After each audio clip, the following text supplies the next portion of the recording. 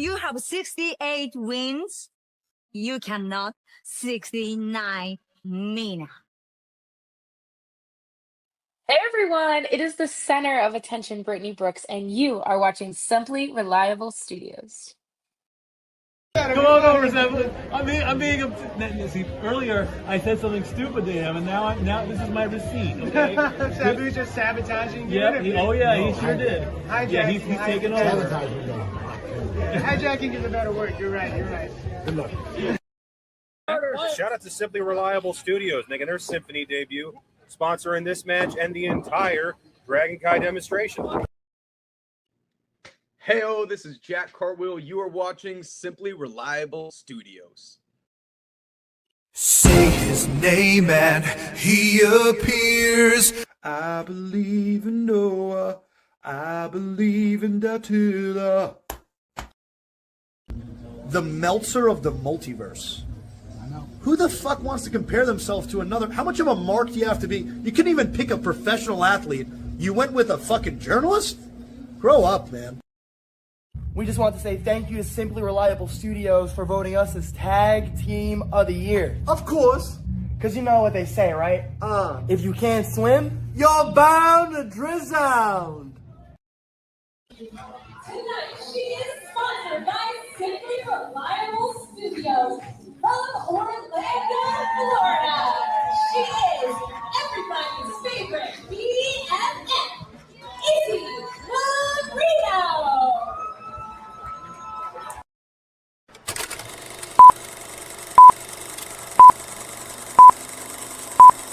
Get it? Got it.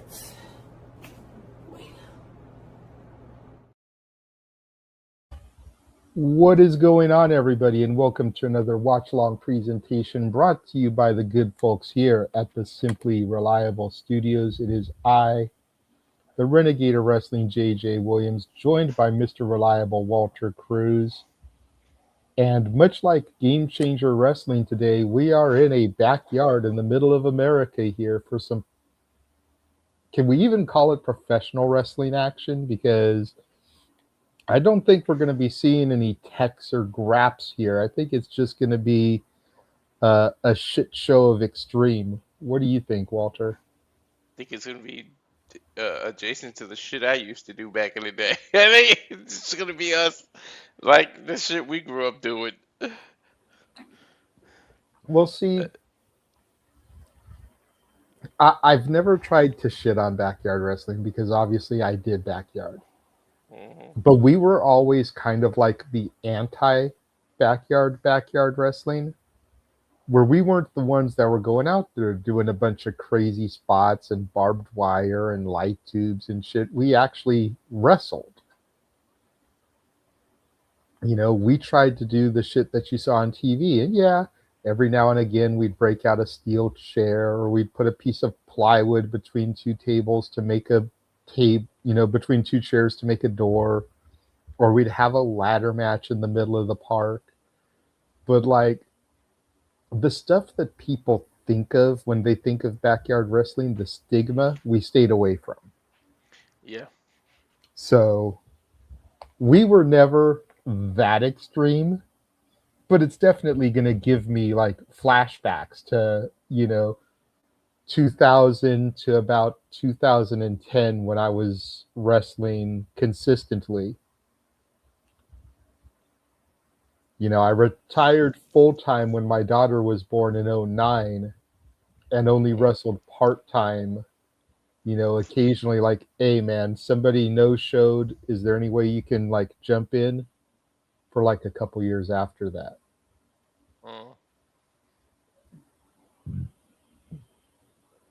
Because even though I wasn't wrestling, I was the booker. I was the one making the matches and shit, so I was still involved. Yeah.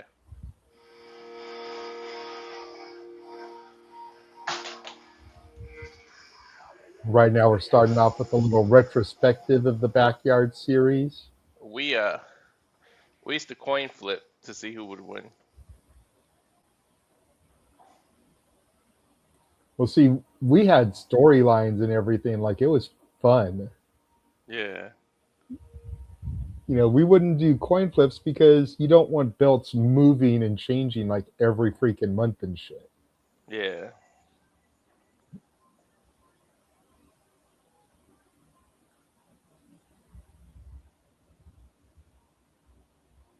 God damn, look at some of the shit that they were doing. With the cars. Yeah. Straight up hit and run shit. What the hell? And using Spears into a pool, bounce house. the trampoline and the tools. Bounce.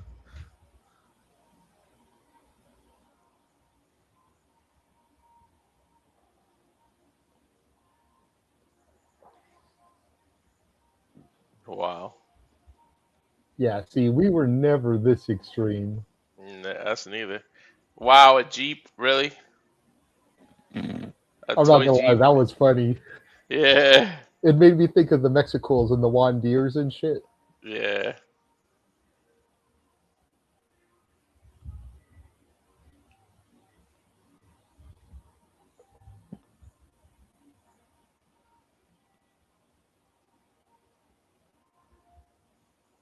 Where are the mattresses? We wrestled on mattresses. There we go. There's Manders. Hmm. I saw Marcus Mathers a couple times. There's Jimmy Lloyd. I think I saw Facade from Juggalo Championship Wrestling too. A ball pit, a pool full of balls.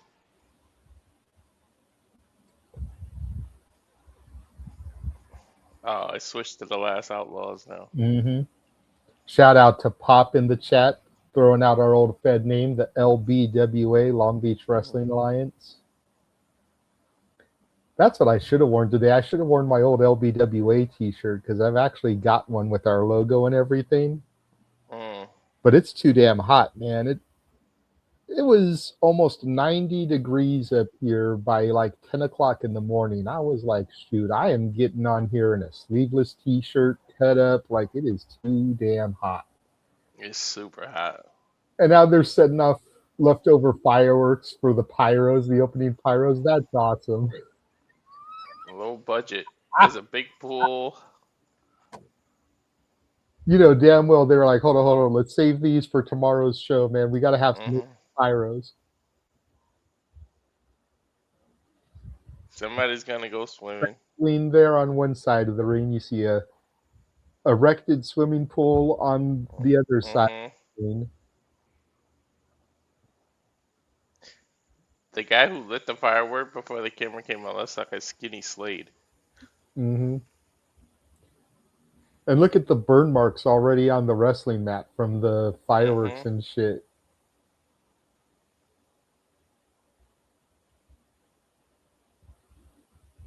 TNT Blizzard. They got the cheap shit. I wouldn't say cheap, but they got the stuff you can get at like any fireworks stand throughout America. They didn't get those, illegal fireworks and shit. No, not the M80s and shit we used to have. We used to throw M80s in the water because the wick wouldn't go out and still blow up under the water.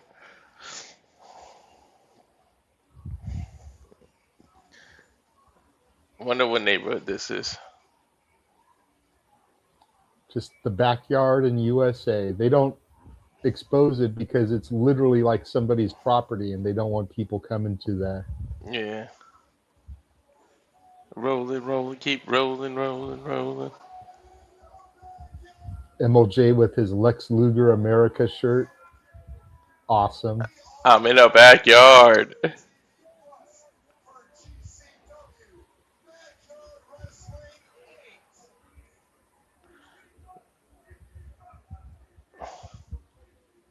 Now, like, they only announced 4 matches for this show. GCW is known for doing between 6 and 8 matches. They're gonna do that cluster that the all the unknown people come out first. Well, I was just gonna say, like, there's gonna be a lot of matches probably here that we have no knowledge of what the hell's going on, and people are gonna be using old gimmicks and made up gimmicks. Like, we may not even. Well, okay, so we know Flying Ryan, Junie Underwood, Buster in the Brain. Okay. on a golf cart. These guys are signed talents to a major company in AEW making mad money, and they're willing to do shit like that. You gotta love them. Well, dude, how ballsy is Junie Underwood freaking doing pelvic thrusts as pyro is going off there, freaking fireworks and shit? Like, come on. Weren't they just opponents last night? Yes. Yeah. But that's the great thing about professional wrestling. Is that Scarlett in the ring to referee in that short dress and freaking like It looks like it. high socks? And she's got the sunflower. She's like a Beetlejuice when he turns into that snake. For real. That is Scarlett, I think. I love how Jordan Oliver went through the trampoline. Like, he got to the ring on the trampoline.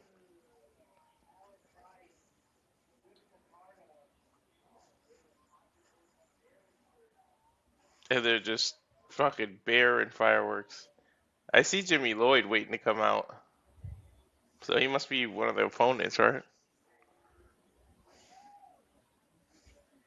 You can't even say backstage. There's no backstage. It's just in the house.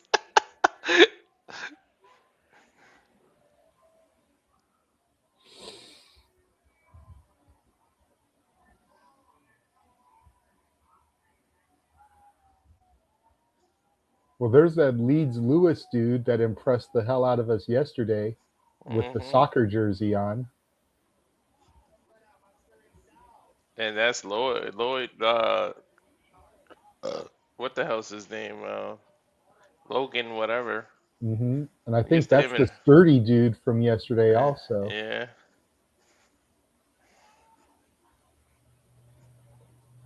This is something I feel like I can set up. For real. That's why I found this image. I was like, usually we do our traditional image for independent wrestling, but I was like, man, with this being a backyard show, we gotta do something a little bit more fun. So I found this picture literally in somebody's backyard of a wrestling ring. I still can't believe this dude is French.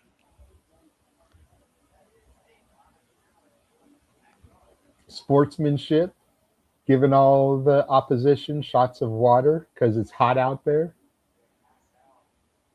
Yeah, you don't want anybody passing out. Hell nah. I feel like that football's gonna come into play.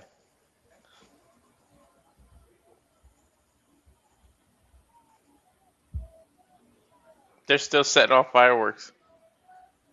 Backyard wrestling.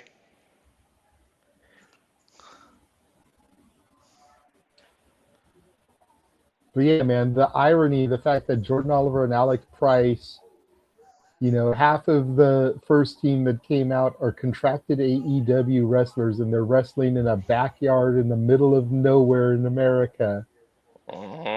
That's crazy to me. Busting the brain with a double Irish whip, double clothesline, taking down two members of the opposition.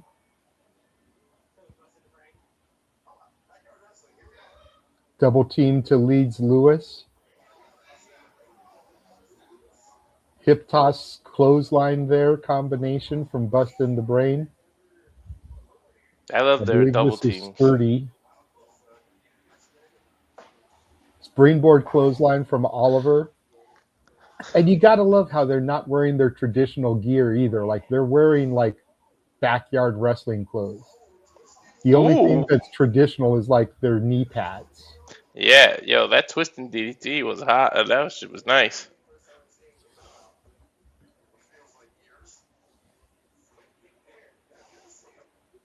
It's a good sized backyard, though, whoever's property that is.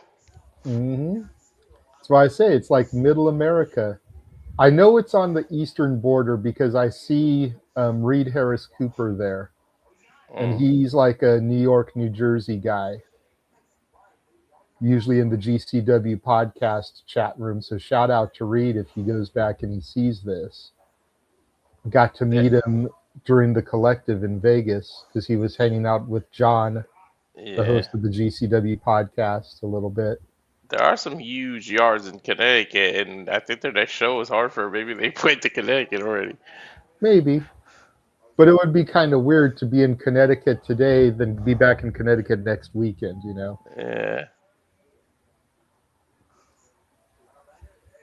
Flying Ryan bounces off the ropes. Nice suicide dive tope over the top there.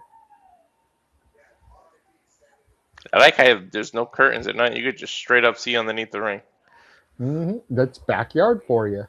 Uh-huh. I do see doors, though. Scarlett Nice looking. superplex. I didn't think Scarlett could look sexier. Into She a kind of looked like jackhammer. a sexy fucking Beetlejuice there. 1, 2. Pin break up there by Alec Price. She got the sun hat blocking the sun.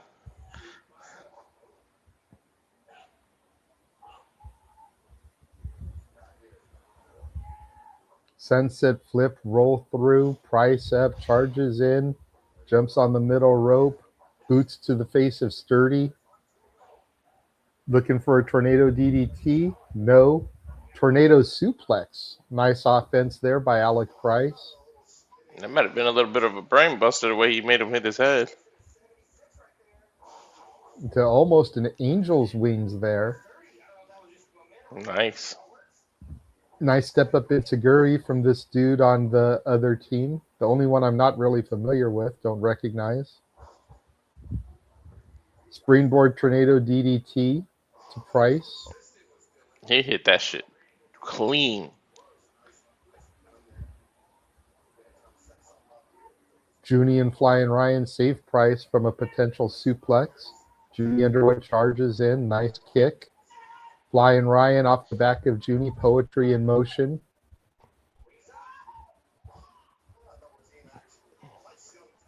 Underwood and Flying Ryan looking for a doomsday device now?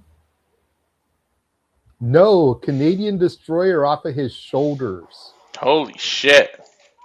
2, kick. Oh, Leeds Lewis breaks it up.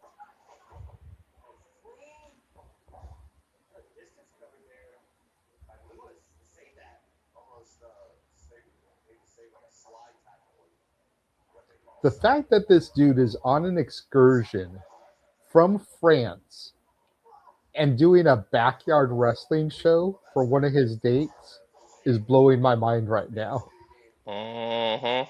His first date in America was a ballpark at Coney Island on the 4th of July, and his second date is a backyard in the middle of America. What the fuck are we doing here? Then he impressed the shit out of him yesterday, man. I couldn't praise him enough yesterday. Jordan Oliver just pops him up and throws him onto the trampoline.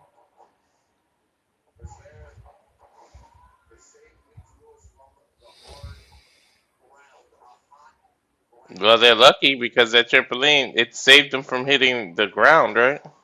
Theoretically speaking. Code breaker into a German suplex there by Busta in the Brain. Nice spear there from Sturdy, taking out both members. I love busting the brains, freaking double teams, man. What's Leeds Lewis going to do there? Springboard from the trampoline to the top rope, executes a destroyer onto Junie Underwood. And that's after a little bit of a slip. Yeah, I was going to say a little bit of a hiccup there, but he still executed the move cleanly.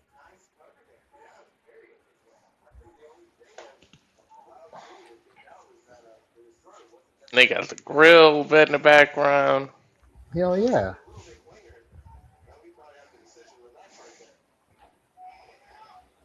So was this show free? Because they can't sell tickets at somebody's house. It had to be all invites of friends, right? Yeah, it's invite only. Uh, If you lived in the area, then you were supposed to like email or message, and then it was like a lottery to see who got chosen. So like, dude, if they ever do one in SoCal, I'm definitely going to try and go to that shit. Nice running brain busters there. Executed to Junie and Flying Ryan. in sync. Look, this is just a little kid chilling in the pool. Hell yeah. Dude, it's hot out there today. I don't blame them. Mm-hmm.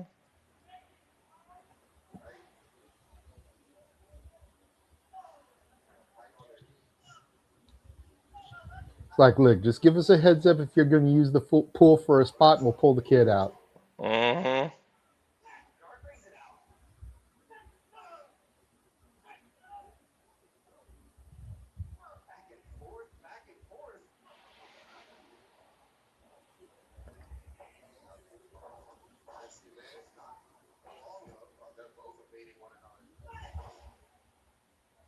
Leeds Lewis has Junie hooked. Junie with the back elbow breaks it up. Nice running kick by Underwood. Here comes flying Ryan. Up and over to the outside. Springboards back in. Nice stunner onto Leeds Lewis. Damn, that was nice. Nice double team maneuver there by Underwood and flying Ryan. Yeah, fisherman suplex into a powerbomb. Yep. And here come Busta in the Brain to kind of pick the scraps. I'm a little nervous because if you look at the house, the roof is low enough and close enough to the ring. Somebody's jumping off that shit. Oh, you know it. Especially after looking at the highlights from the past shows. You know someone's doing that shit.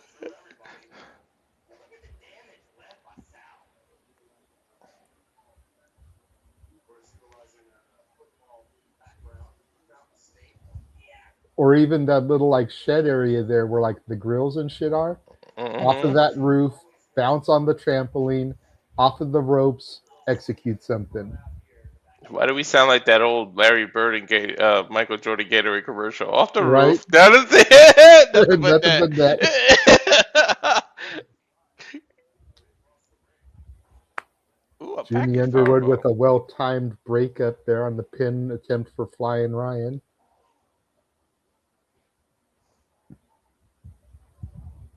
Sit out spine buster. Ooh, nice shooting star press there from the one guy who I'm not really familiar with.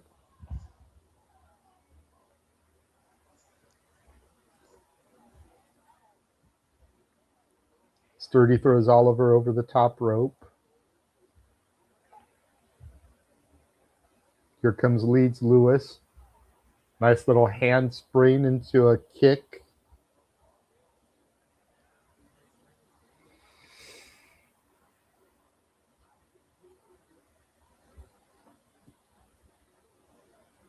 Dude, look at the back of this dude. I just noticed that. Did you see that? I think that's Sturdy's back. He's been through some shit. Clearly. Gives Slade a run for his money. Tremont. I'm sure there's a reason Tremont wears a shirt to the ring. Right. It's like, I want to scare the kids. Mm-hmm. The pus bubbles enough. They're balancing the door between the ropes. That's backyard. The door didn't break though.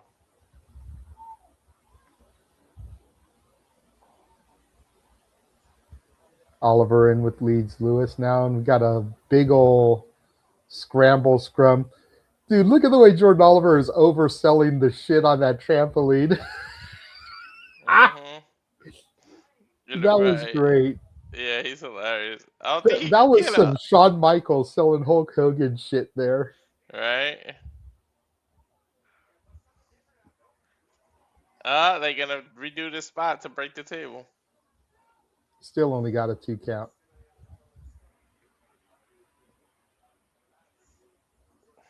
And I can see the smoke from the grill. Split-legged corkscrew.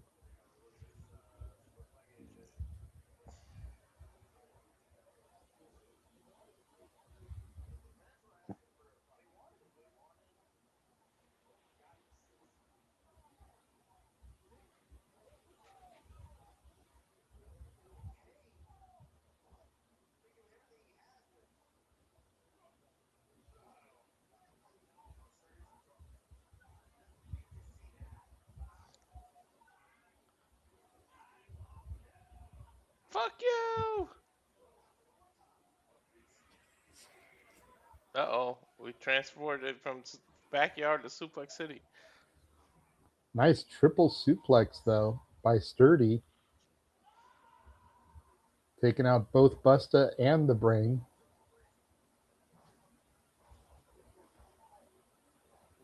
It's a genius, the other's insane. Jordan Oliver with the rising knee strike. Feeds sturdy to Junie Underwood. Flying Ryan off the top with the swanton bomb. Hook of the leg. There's one. There is two and three. You knew the team with Bust in the Brain was going to win, but shout out to them for letting Flying Ryan get the pinfall. Right, right.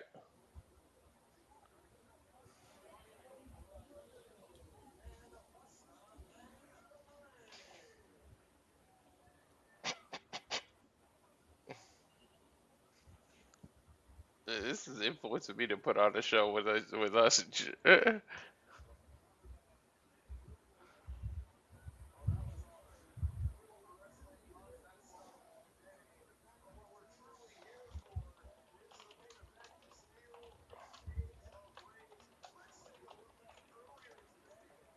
Did they say Steel Cage of Rage? How are they gonna do that? They did say Steel Cage of Rage. And I don't know, and I'm scared to find out.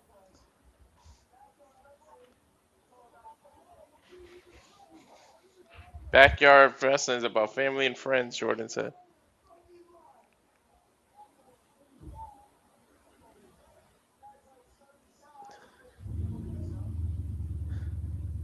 That's definitely Jordan's old gear because it says his name on it.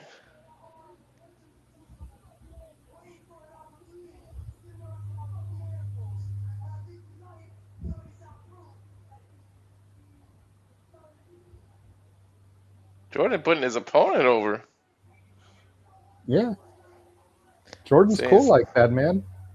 He's saying sturdy is indeed sturdy. Dude, look at the gnarly scars under his nipples. They just straight come out of their Reynolds. Mr. Bean cutout over there by Joey Janela. Janela just posted up with the smoke and shit. The heck is going on here? Everybody's drunk. They're dropping off wrestlers from the Reynolds. They coming out of trailers.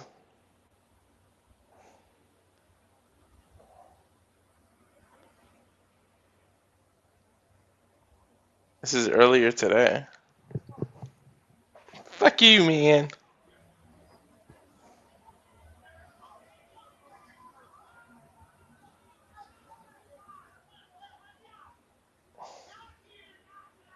Is that Slade Reject? Yeah, that's the guy who did the fireworks earlier.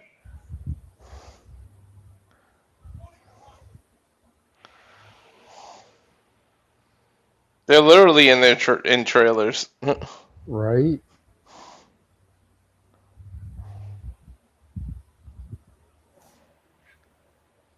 Aerial shot, you see the cars driving by on the street. They could have just used a droid camera this whole time. A drone camera droid.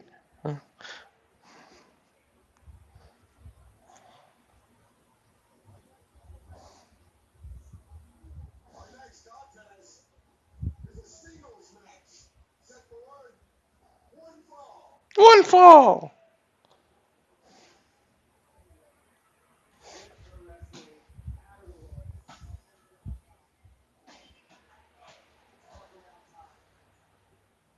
So they're just gonna use a golf cart for every entrance? I kinda like this.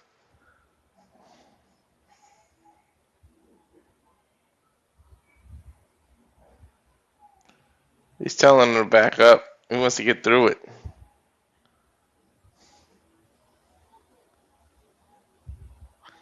Atom? Like an atom bomb. Nobody wants to give dude like a high five. Everyone's like, who the fuck are you?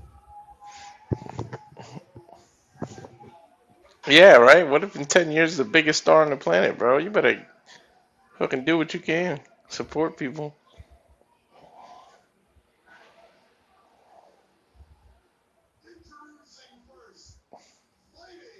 Why is his opponent in flip-flops? That's the referee. Oh. I forget his name, but it's the referee we always say kind of looks like Josh Barnett. Yeah. Oh, yeah. That's the one we ran into 100 times in I Las think Vegas. his name is Max Recon. Mm.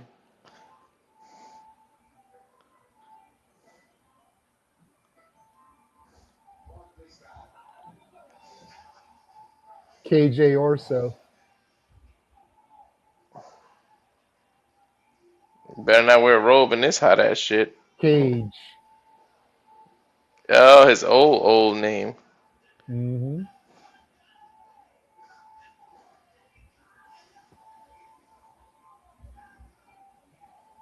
His old name with his current music. Mm-hmm.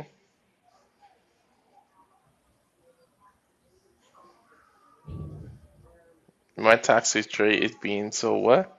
Is being a KJ Orso fan, but she covered up KJ Orso with Cage. The guy who's about to lose, Cage, and then he ran out. Dude, he look like he's out there wrestling in swimming trunks. They probably are, bro. The fans should be like wetting them with water guns as they come out. Might as well. Super soakers and shit.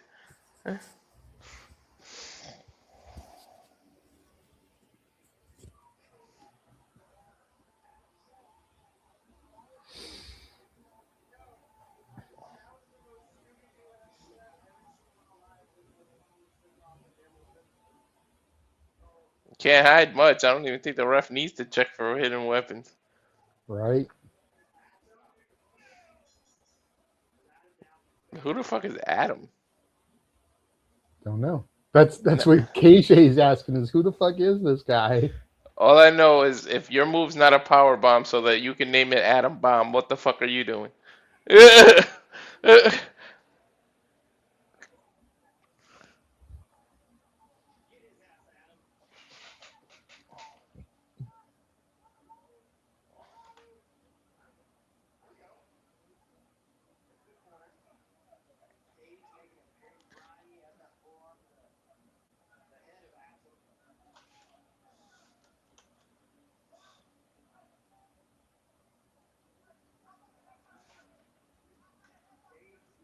Okay, just trying to give him a hit.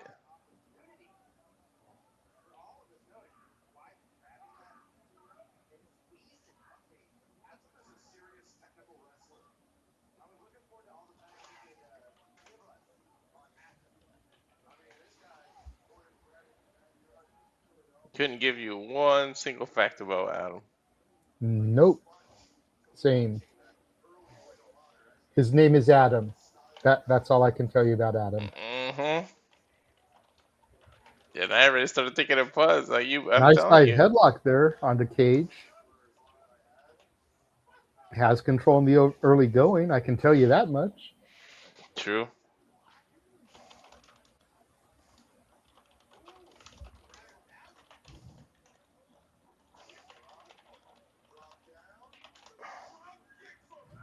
Adam apparently standing tall here in the early going.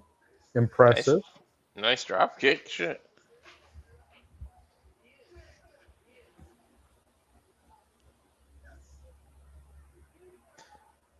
Bullshit, KJ says. Where's the commentator channel? Is Emmett freaking commentating? Oh, Emil? Yeah, he usually does. It's usually Emil and somebody else, whether it's Jordan Castle or Mose or Veda, Righteous Reg. Like, Emil's usually the constant on commentary.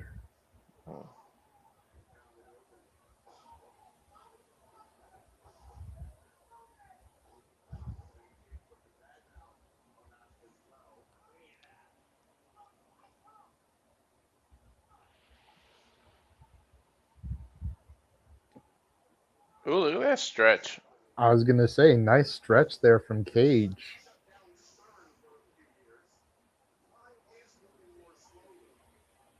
To my knowledge, Cage doesn't really have any leg submission moves, so I'm not sure why he'd be doing that, but diabolical nonetheless.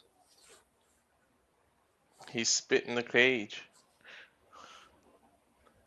Make a wish.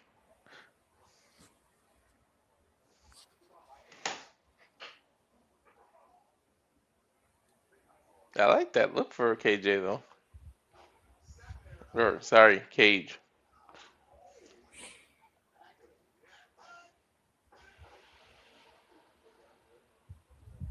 Hey, Cage is an AEW Tag Team Champion, and this Cage got released from AEW. So Mm-hmm.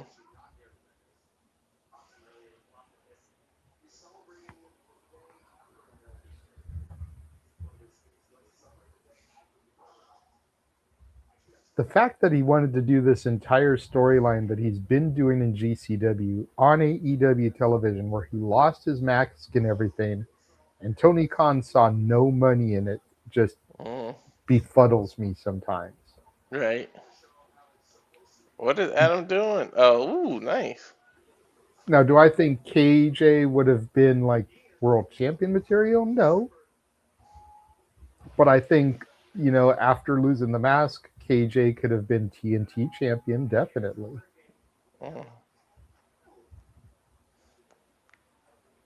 Adam climbing up to the top rope, Cage intercepts, flips him down to the mat. Nope.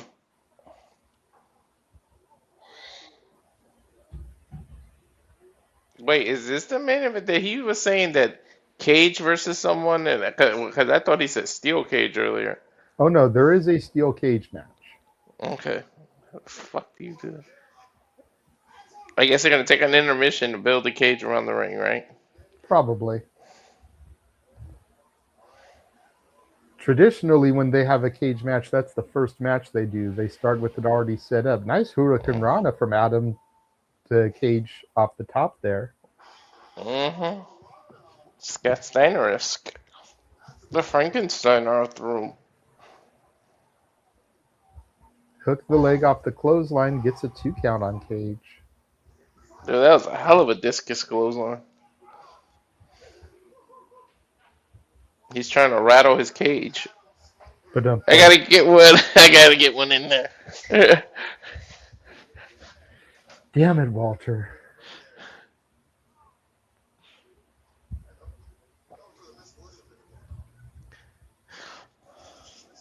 Oh, here comes Stackhouse, pulling Cage out of the way. Adam perched on the top. Screw it, cross body press takes out Stackhouse and Cage on the outside of the ring.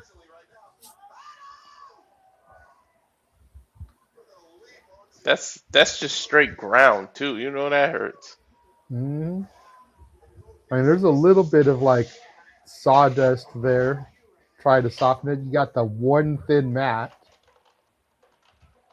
Probably like somebody's doormat, you know what I mean?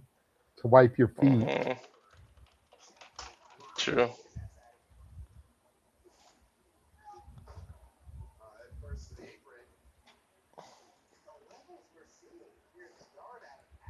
Plastic trash can lid to the head of Adam. And then, oh no, it's actually a metal one. It's just purple. I thought it was plastic. Just down the cellar one. Cage now grabbing a couple of chairs.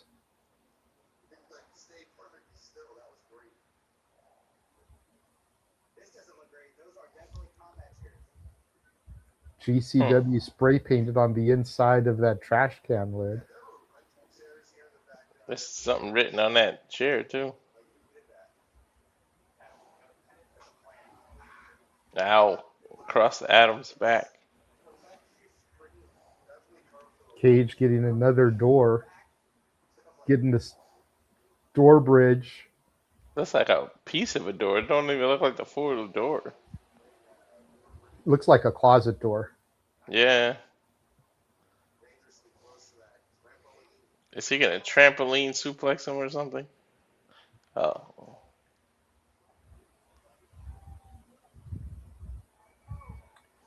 Cage setting him up, but Adam keeps countering.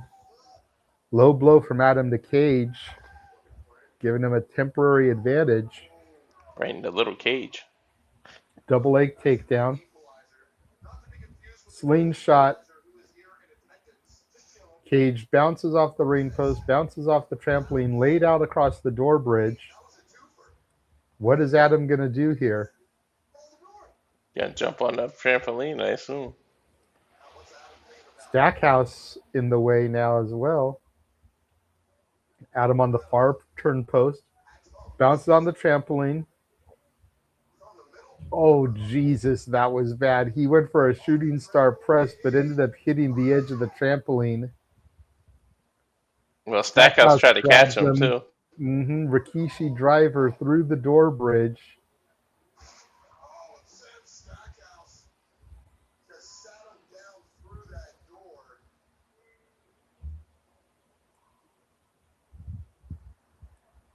Folks, this is why they say don't try this stuff at home. Mm-hmm. Notice they're not showing a replay because they don't want to show him hitting that freaking trampoline. Character assassination from Cage. Academic at this point. There's 2 and 3. Mm. Those are your future tag team champions. I said it.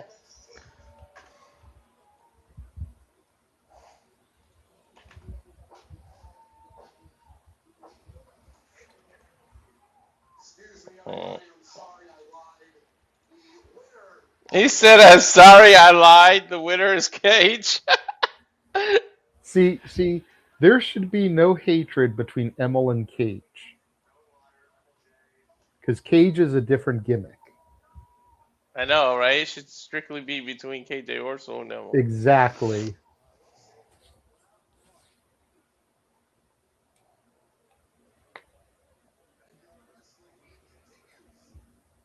Dude, I think Adam might really be hurt. Yeah, his freaking ribs hit the side of that trampoline when he was going for the shooting star. Again, you notice they're not doing any highlights from the match. Mm-hmm.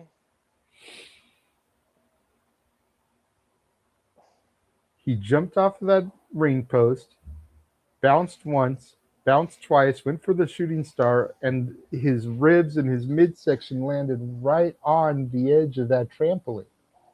I think he had to be closer. Stackhouse had to be closer to catch him. I think they were just too far from one another. Highlighting Backyard Wrestling 6. Mm-hmm.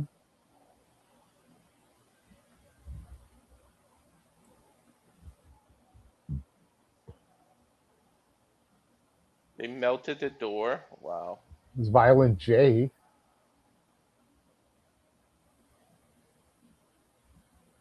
Juggalo people. Ruckus. Dr. Redacted. Facade with the yellow braids there, the blonde braids. There's Adam again. Mm-hmm. So apparently he's competed on a couple of these backyard shows. And there's the shooting star press with the trampoline.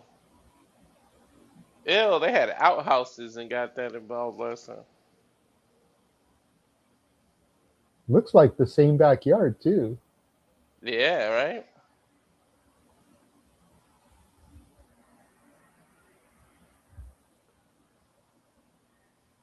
Watch us fuck around and find out this is like Brett's house or some shit. Yeah.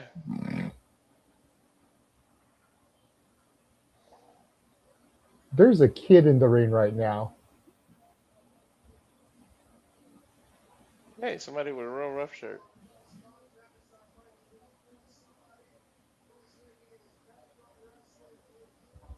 Backyard Wrestling debut. I thought he was going to special guest announce. Some kid named Logan.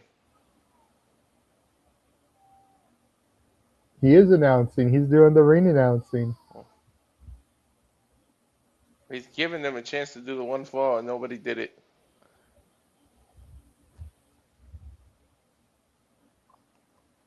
He's chilling against the ropes waiting for the music. Hell yeah. Bumping to it too.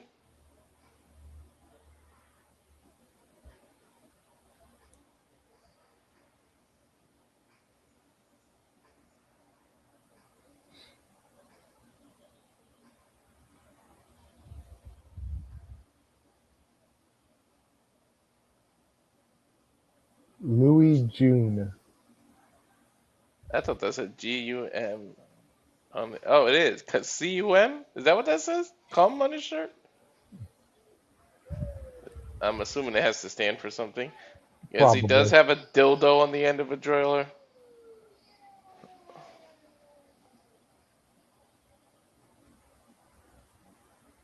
I actually think we have a graphic for this match.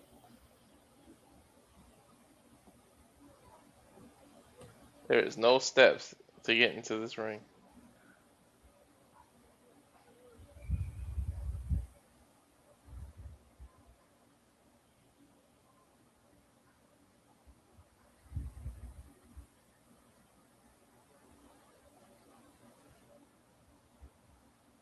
Like how Emil's coaching the kid on the low look.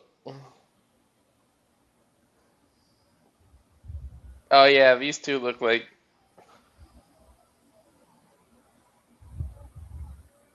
It's the first match we actually have a graphic for.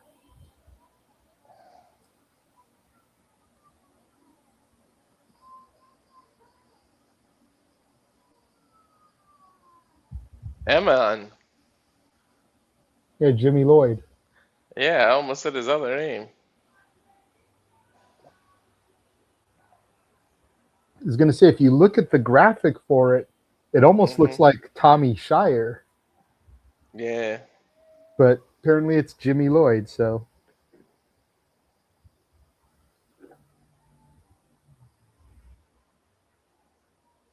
Gusset plates. I'm scared to see what's going to happen here.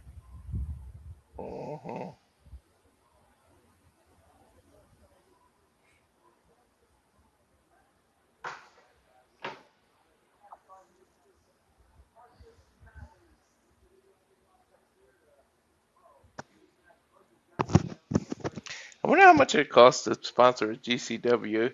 We need to talk to Brett and see if we can sponsor a GCW, Matt. Right?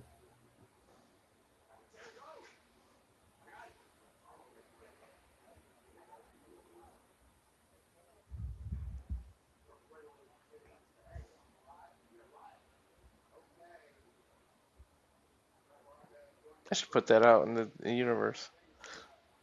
Find out if we can sponsor matches.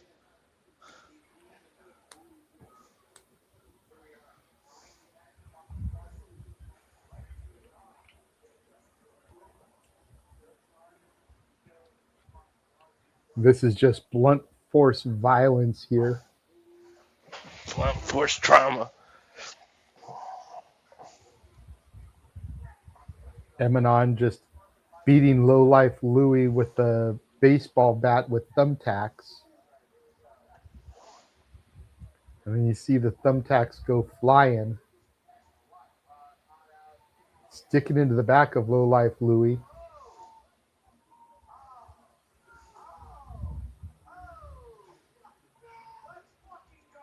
Let's fucking go.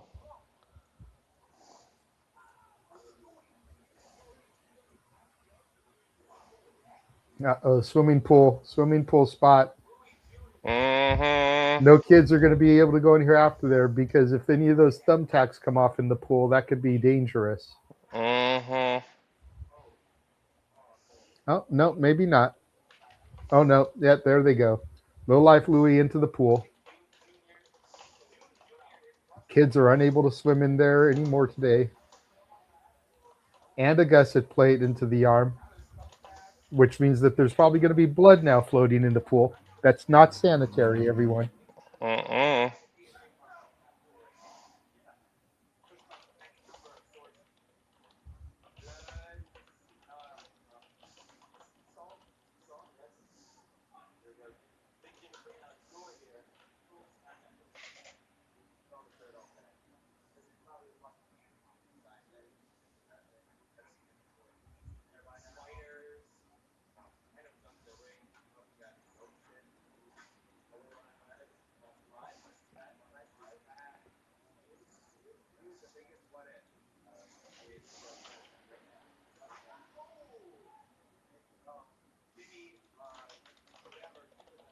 Oh, they called him Jimmy Lloyd instead of his current gimmick in Backyard, and then said whatever.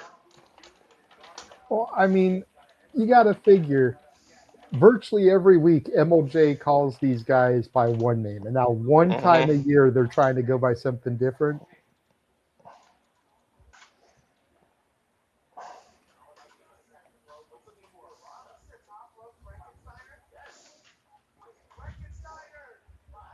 Power bomb from Lowlife Louie to Jimmy Lloyd, Emanon.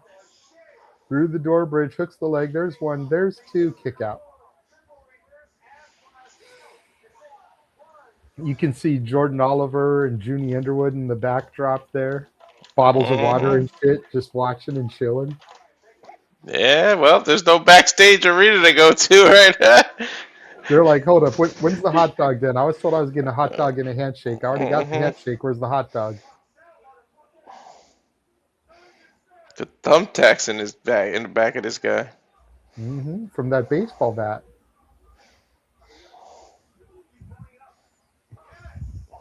Irish whip from Lowlife Louie to Emanon. Big boot drops Emanon.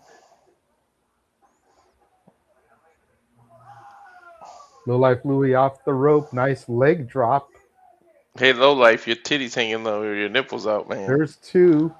Almost got a 3 count, did Lowlife Louie. Bro, are those old school lug boots? I thought I just saw the logo underneath.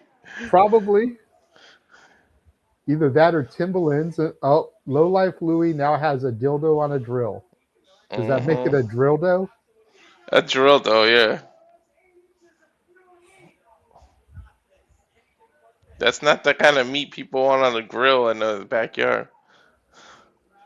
And he's trying to shove it down Emanon's mouth.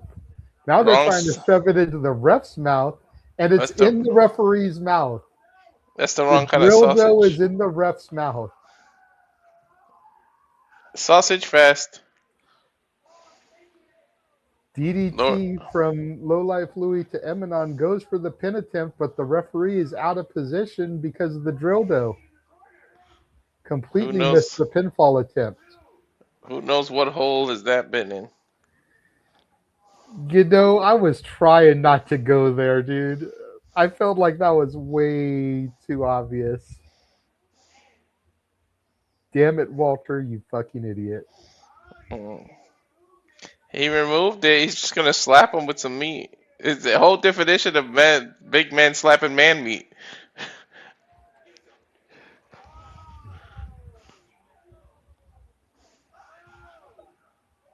Emanon tried to shove it up Lowlife Louie's butt, then shoved it down his mouth. That's a shitty situation. God damn it.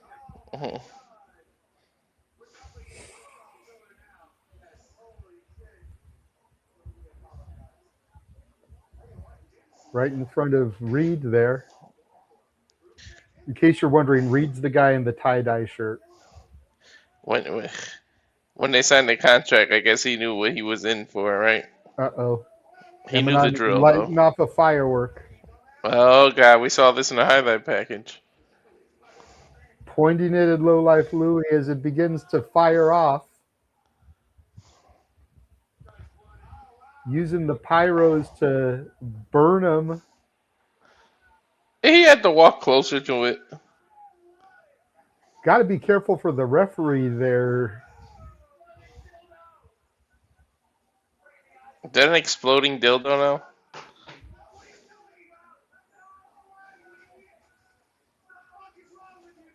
And now Emanon is calling for a weed whacker.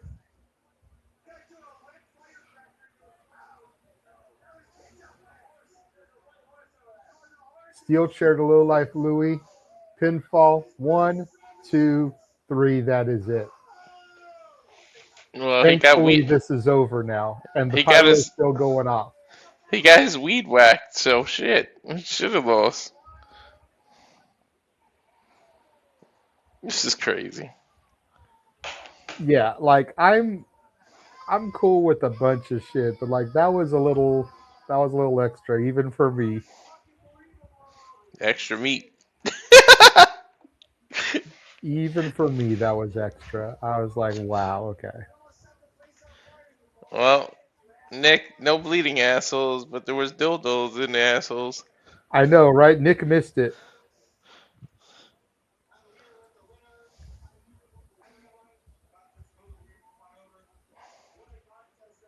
And now we got Brett.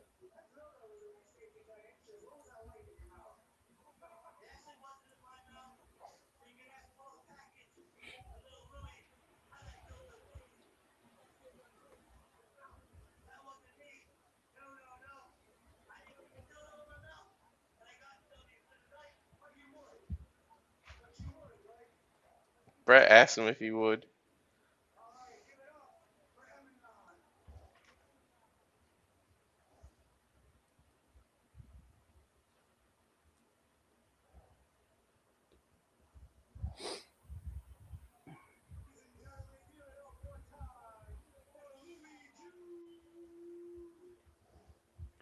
Even Safet's like, what the fuck? Damn it, Walter.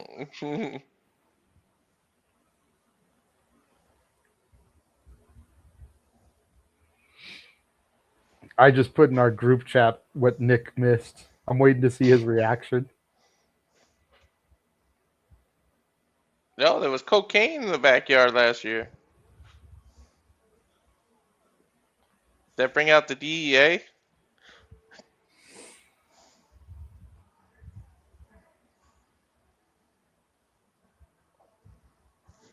Oh, that was the guy who goes to sleep that you gotta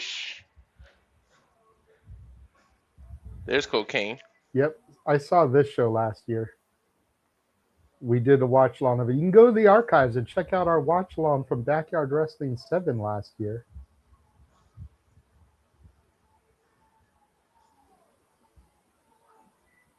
I completely forgot cocaine was on that show.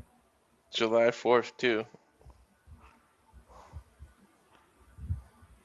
Yeah, last year I think it was reversed. I think the Backyard show was on the 4th, and then the Bash at the Ballpark was like a week before or a week later. But if I'm being honest, I liked the Bash at the Ballpark being on the 4th this year because the Coney Island fireworks and everything. I was telling some of the guys in the spaces yesterday that just from a cinematography standpoint, it was so awesome watching the fireworks go off as the main event was happening.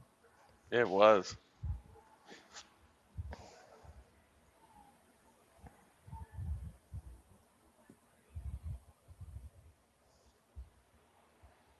Clean the ring! Clean the ring! Right? And like I said, at this point, you may as well just sweep that right into the pool because you've already had Homeboy bleeding in the pool and his thumbtacks probably coming off in the pool. So just sweep it in the pool and don't even bother using it the rest of the day. Mm-hmm.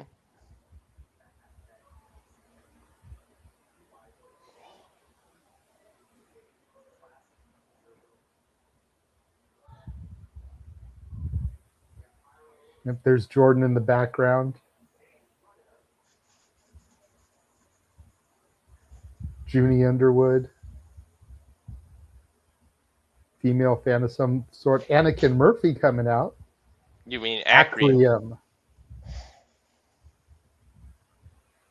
Well, again, this is a match that we didn't know anything about, so I didn't know if he had a different gimmick or whatnot. Are those? Oh, I thought those were Sponge. It's Garfield on his shorts. All right, I like this dude now.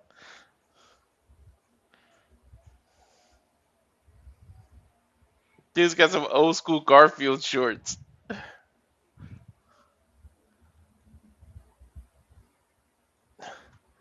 there any lasagna in there?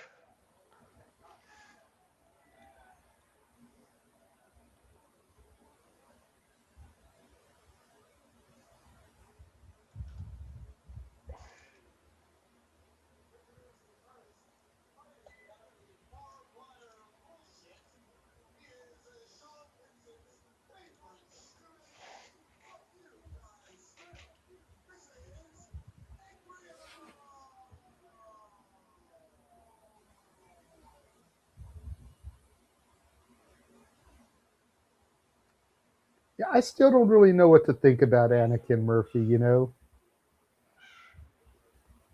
Rocking the fishnets like Effie. If you look at his mouth, he almost looks like he's got like vampire fangs. Yeah, and then he's got elf ears. I'm just like, okay.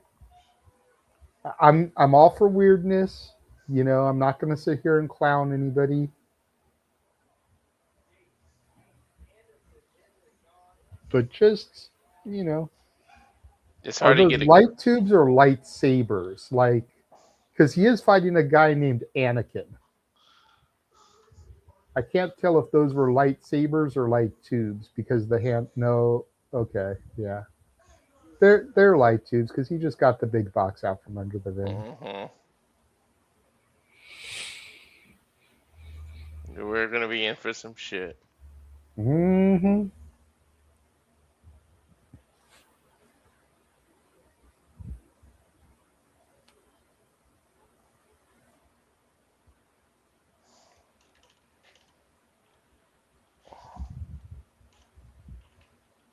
JB Anderson sounds familiar to me. Why do I know his name? I don't know.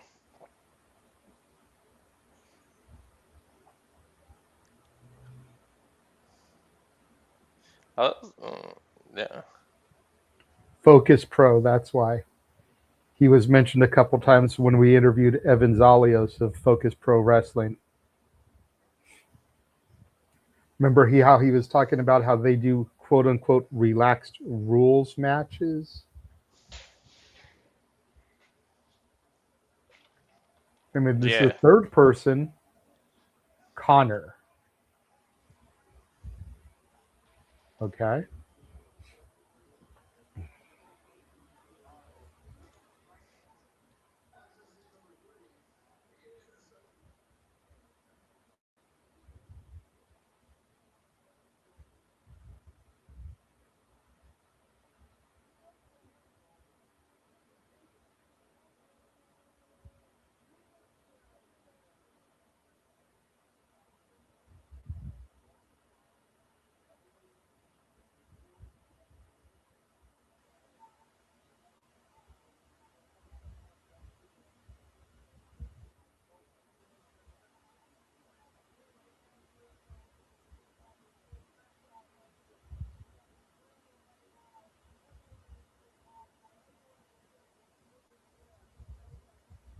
Who this guy is.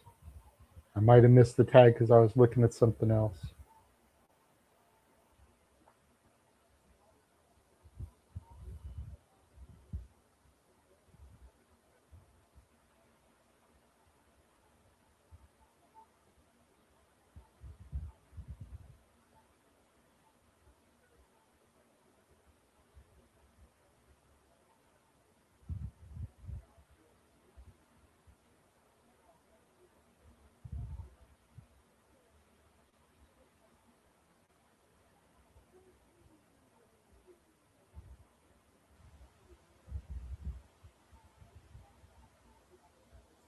Got us little backyard fatal four-way here.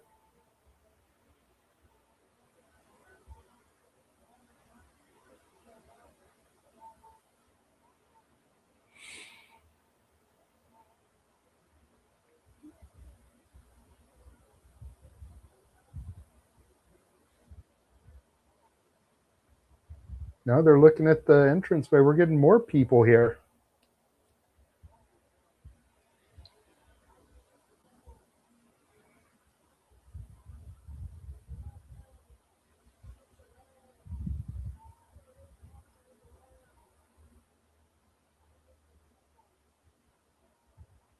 Tarzan came riding in on a motorcycle.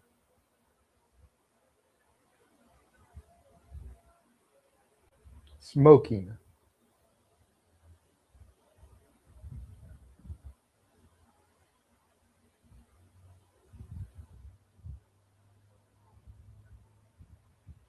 Wonder if he got his supply from Cal Fire Farms. I wish. Emo should soon. Right?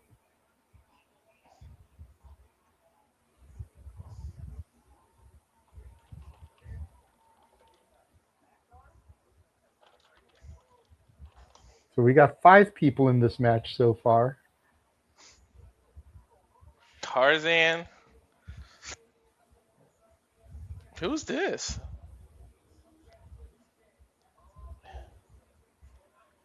Veggie. VG?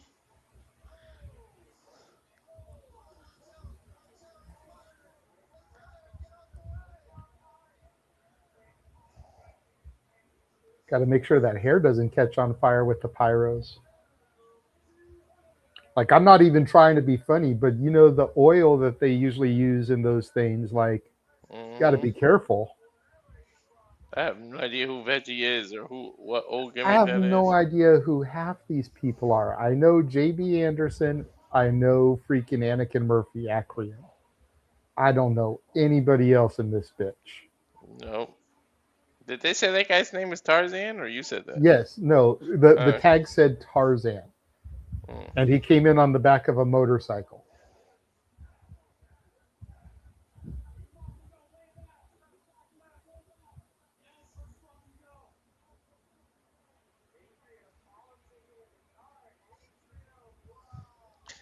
Did he just ask for another opponent to come out?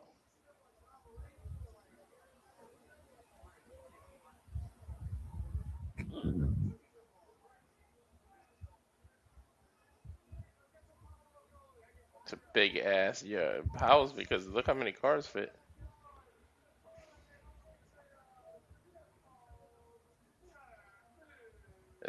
Slade.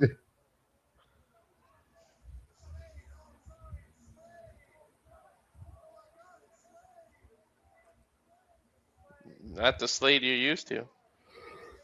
Nope. It's like old man Slade and shit. That's beer gut Slade. Look like he slayed one too many freaking Budweisers.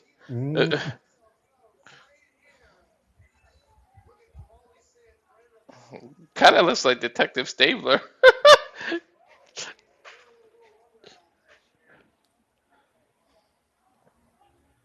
God damn it. I am so beyond, like, what the hell am I going to do with this matchup at this point? Mm-hmm.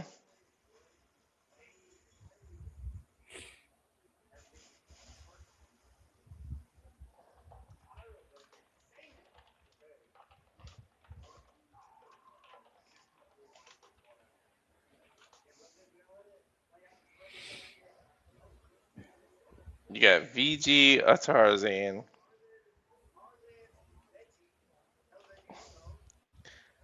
Veggie, Tarzan. What is Atticus JB Murphy's name in Anderson, this? Connor, Acronym, Slade. Acronym.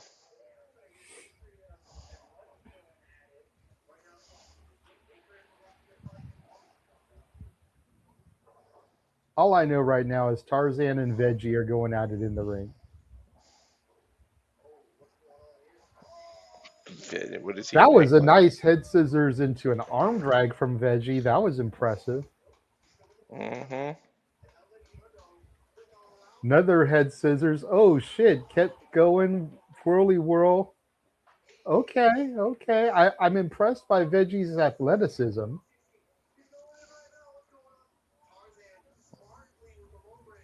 And Tarzan just drags him over the ropes. Me Tarzan, you Veggie. I win, you lose. Jump that rope. He still got the fucking L in his mouth. Smoking while wrestling.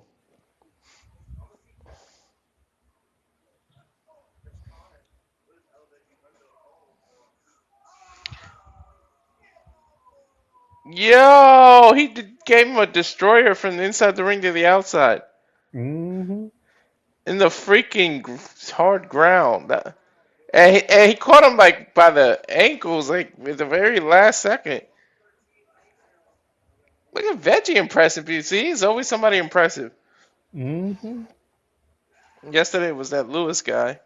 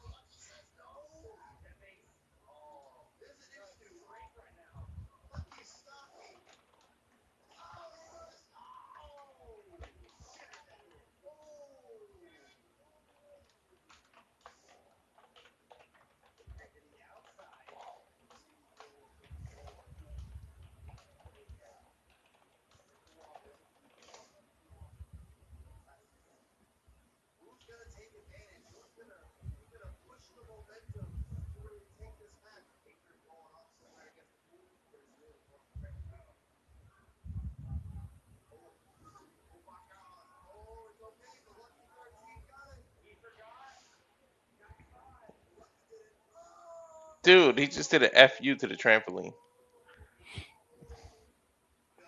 Like he lifted the trampoline up and gave it an FU? No, he FU'd Attica Murphy to, or whatever his name is in this match. Acrium. Acrium. That light tube looks like a lightsaber, a freaking hockey stick. Looks like a bunch of shit in one. Mm-hmm.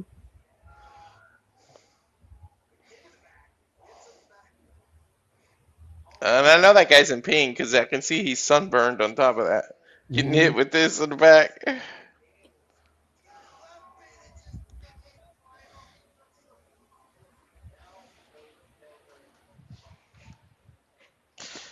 Do, do, do, do, do.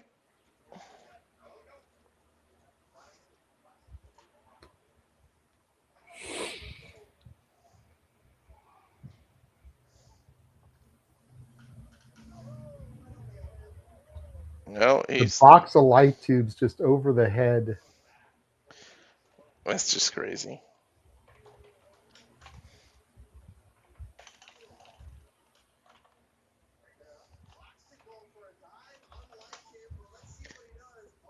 I thought he was gonna dive and he went for a boot. He's bleeding out his back with those light tubes.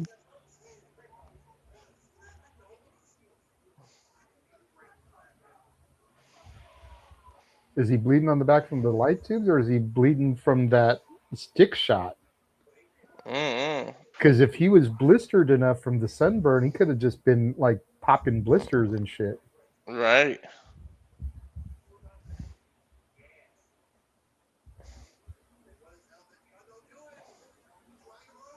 What's Veggie doing? Went for like a cannonball, but got caught power bombed on the roof of this Jeep here. Flipped up and over by Tarzan, face first on the hood of the Jeep. That's not nice, Tarzan.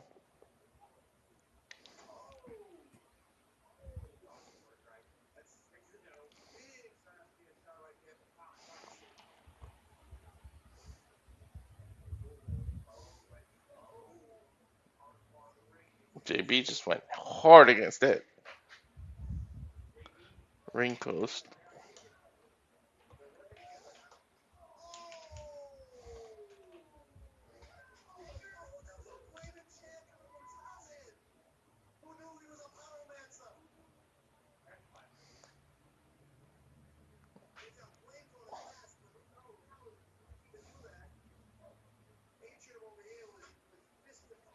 I'm waiting for the basketball court to become part of the fucking weapons. Right.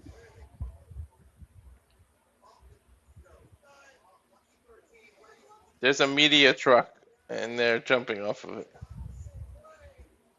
Well, it's probably the production truck for Triller.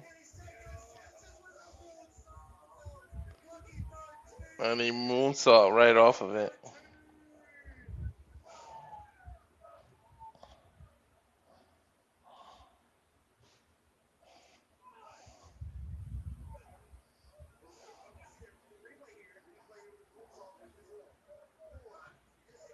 That's super dangerous off of that truck to hard ground like that.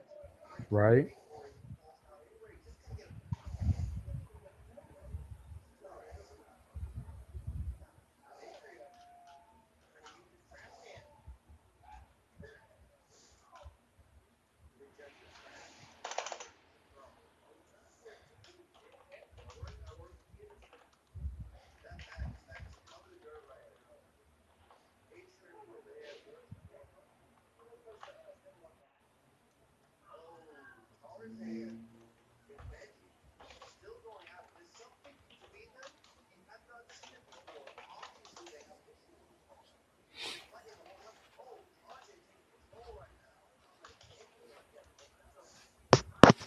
What the hell is Tarzan doing? Getting on his shoulders and lighting the doobie again.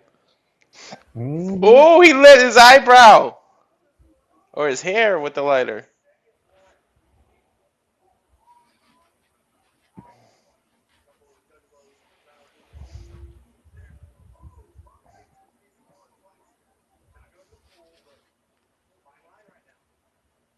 And somebody's got the tractor. I think that's JB? No, it's just one of the fans.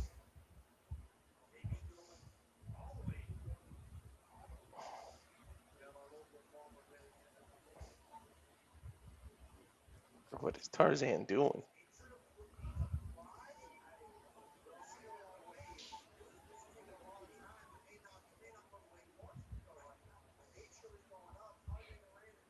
What the hell is gonna happen off this forklift? Or off this farmer tool? I am scared to find out.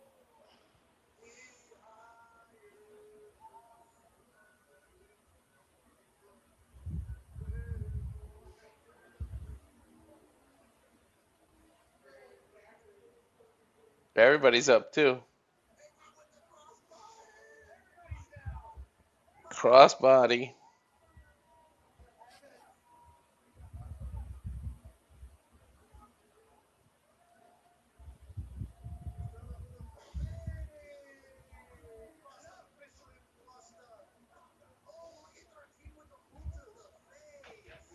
I assume he's gonna win because he's the most known in here, but we'll see. Oh my god! They Michinoku driver him and the chair was facing up. Lucky 13 is climbing the ropes. And then he stomped his head through the chair. Bye, Adrian. Tombstone on the chair now. But it's broken up. JB threw him through the door. Now he has the door. Ah! Right in the head. There's a floating door with barbed wire in the pool. I'm scared. Mama. Mama.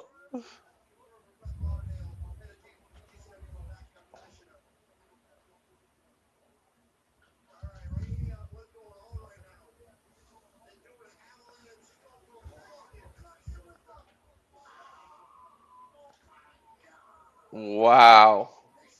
That is not the kind of float you want to land on in a pool. No, it is not.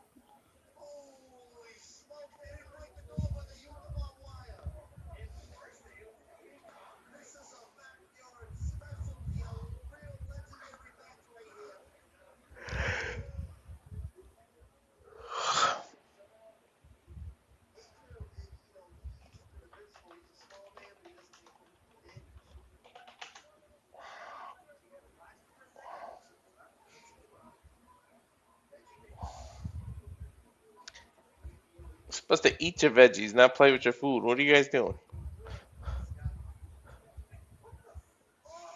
Oh, Tarzan just lit a bone on fire? Why am I not surprised? Anakin Murphy with a coffin drop. A flaming caveman stick.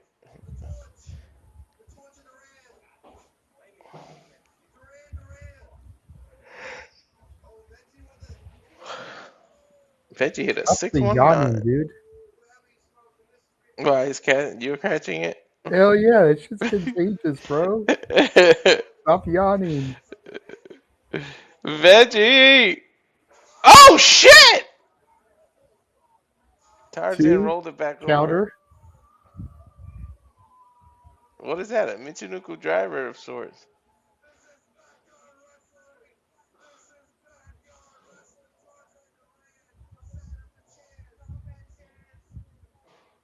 What is Tarzan doing setting up the chairs?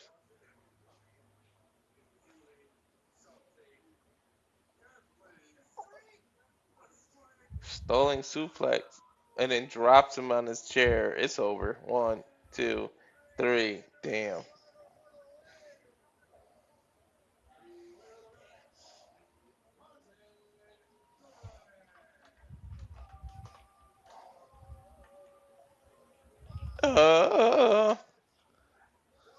Tarzan gets to go with Jane and celebrate this match.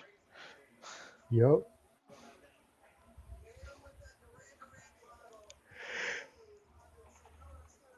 I can't open. Oof. Like, I know yesterday was a long day for the both of us. I was actually surprised we got shenanigans done in 2 hours. I went through hell last night. I couldn't even sleep either. I woke up in the middle of the night too, but I went right back to sleep. I just needed to go pee. Got up, went to the bathroom, came right back, went to bed. What are we watching? Well, I think this is the North Korean assassin.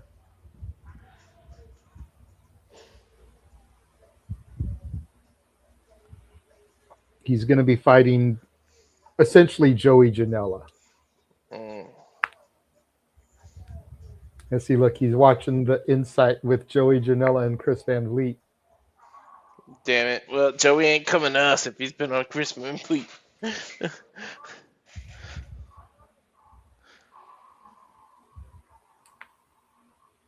That's like a badass Halloween mask. Jumping Joey versus The North Korean assassin. Oh, is that the cage match? No. Oh. Just a featured match.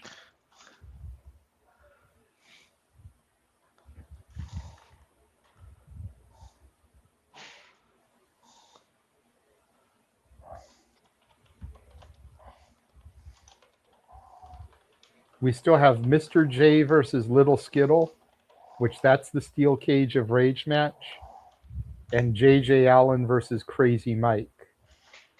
And then North Korean assassin versus Jumpin' Joey, even though the graphic says Zebra Kid, but it's still Joey Janela either way. So Wouldn't Zebra Kid be the referee?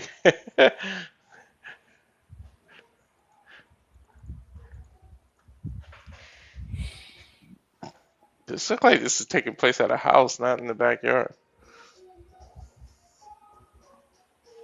Are they replaying the same video package they just played? It's probably Joey's house. Like, I think that's the idea, is North Korean assassin is breaking into Joey's house here, sitting in Joey's chair, watching Joey's interview.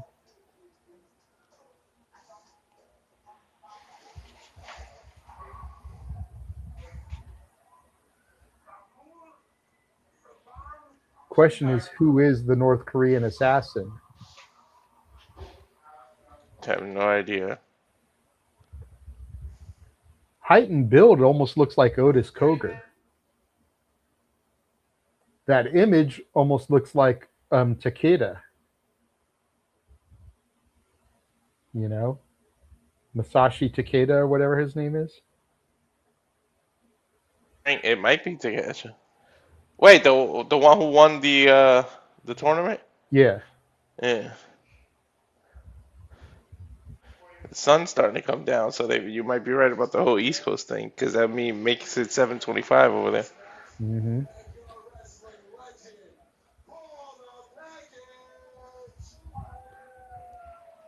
Paul the package.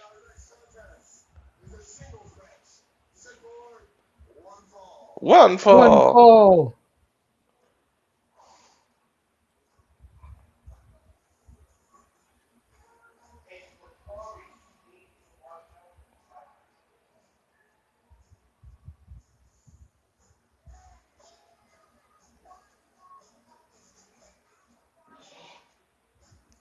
Jumping Joey. Coming with a cigarette in his mouth. Can't even see because of the mini fireworks.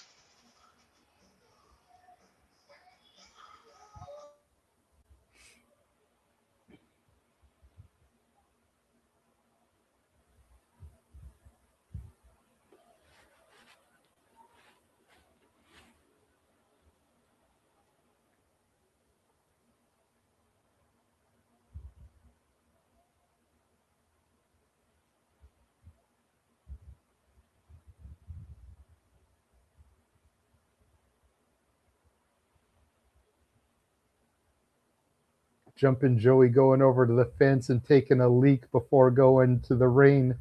There's literally a horse in the background there, fenced up. Paying Joey no mind as he fucking takes a leak. The rebel that Joey Janela is, Jumping Joey.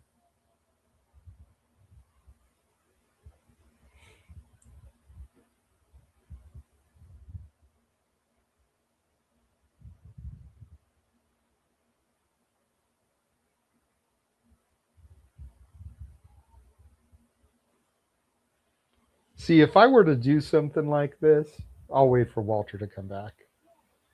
Because it's a conversation piece. Go ahead. I was going to say, if I were to do something like this, I'd have a hard time deciding what music I would want to use. Oh, yeah. You know, it's like, would I use my current theme just so that the fans would know, even if they might not know the gimmick, like who's coming out? Or would I want to dust off one of my old actual backyard themes that I use? Because I had some bangers, dude. I used to come out to Rage of the Machine. That's why my name was Rage. I used Ja Rule back in the day. I used Redman back in the day. I used Linkin Park back in the day. I used Korn. Like, I had a wide variety of shit. The very last theme I used before I retired was Bleed It Out by Linkin Park.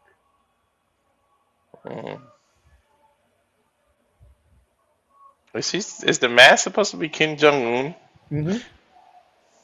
The North Korean assassin. Mm-hmm.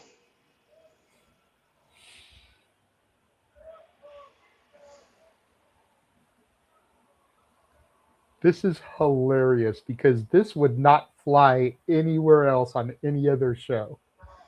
Hell no, it wouldn't. All right, so it's not Otis because the dude's got like a blonde ponytail and Otis is bald. So it's definitely not Otis Koger. Otis is built a little better than that. Well, like I said, I was just going off of what we saw in the video package. Yeah. Going by the height and build is like, could it be Otis? But now getting a better look at him, seeing the blonde ponytail, it's like, okay, it's not Otis. It's not any of the Vandals because Atticus and Christian have dark hair. Christian's is too short.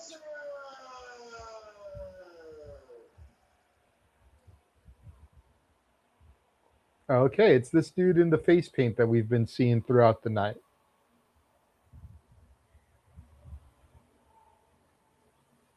Oh, Joey somehow is going to make him look like $1 million. Of course he is, because it's fucking Joey Janela. And now all of a sudden, Joey Janela is the baby face, even though he's been a heel because of this whole fucking Brody Lee shit that he was doing. Mm-hmm. But because he's fighting a guy called the North Korean assassin, Joey Janela is all of a sudden the baby face now. Ain't that how it goes? I love that about Joey, the way that he can just adapt and flip at the drop of a dime. Like, oh, you need me to be a good guy today? I can be a good guy. Wait, what the hell? Uh-oh. What the hell is this? I don't know. Somebody taking over the production. Mm-hmm. That's Korean. It's like a rose. Are we getting some K-pop stuff? Mockrin video. Okay, so there's like a skyline with smog, clouds blowing across. This looks like the Fiji Mountains. What the fuck is this? Like right as the match began. They should have done this before he came into the ring. Mm-hmm. Not as they went to do the lockup. This is North Korea. Kim Jong-un.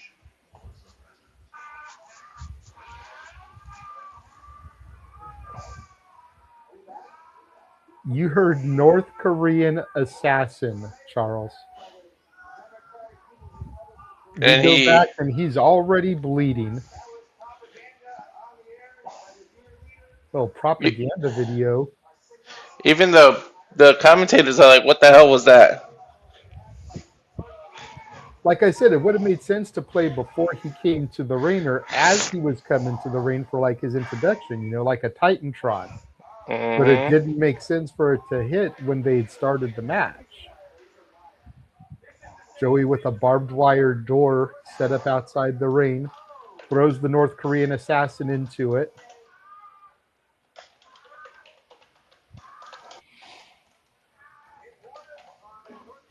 No, Charles, you are late. You are 100% late.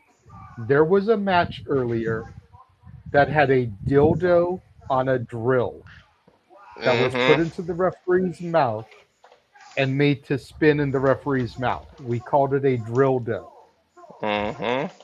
You have not heard everything. You are very late to the party, Charles.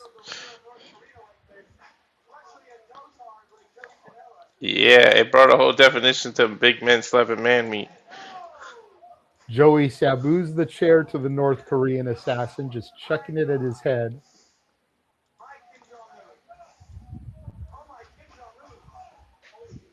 Hard chair shot from Jumpin' Joey to the North Korean assassin. Yeah, only GCW and only on the Backyard Wrestling shows. Like I said, you could not do this North Korean assassin gimmick on any normal GCW show. Only on the Backyard show would this shit fly. Joey saying, how about North Korea? Like I said, Joey is automatically the baby face here, even though he's been heel for the better part of this year.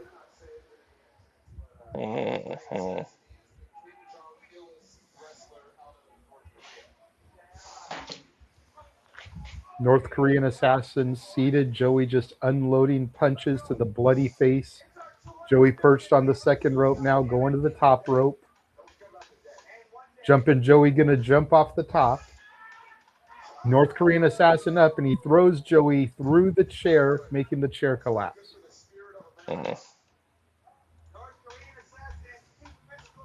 Yeah, 100%, Charles. That's just asking for big trouble with the name alone.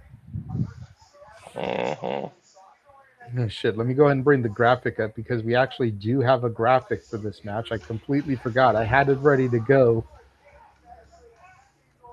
Bring that up.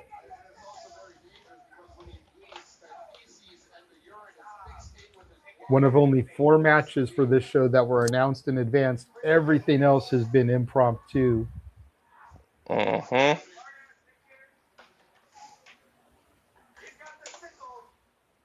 Joey Janela using a sickle to further make the North Korean assassin bleed. And he's the one who brought the weapon out. Who, the North Korean assassin? Yeah, it was around his neck. Well, you know the stigma. He who brings it out gets it used on him. Exactly. Chair shot again to the head of the North Korean assassin. Janela now perched on the middle rope, posing for the fans. Jumpin' Joey jumps, knees to the midsection, hooks the leg. 2, North Korean assassin kicks out.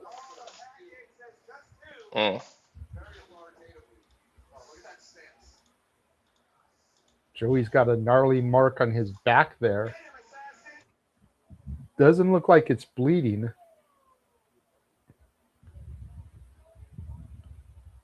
All the blood on Joey right now is from the North Korean assassin, but you can see that gnarly mark on his back. I wonder if that's from the Nick Gage match last night. Both men chopping each other back and forth now. Center of the ring.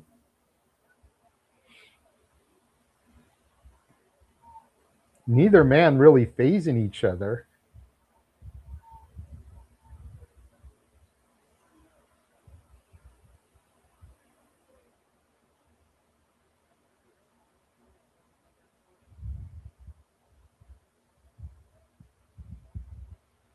Crack kills North Korean assassin.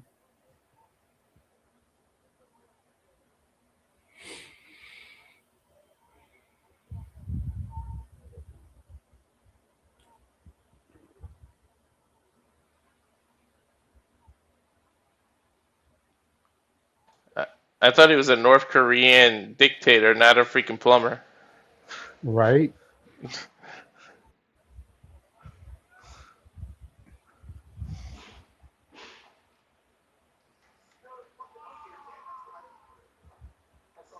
Why did he just fall?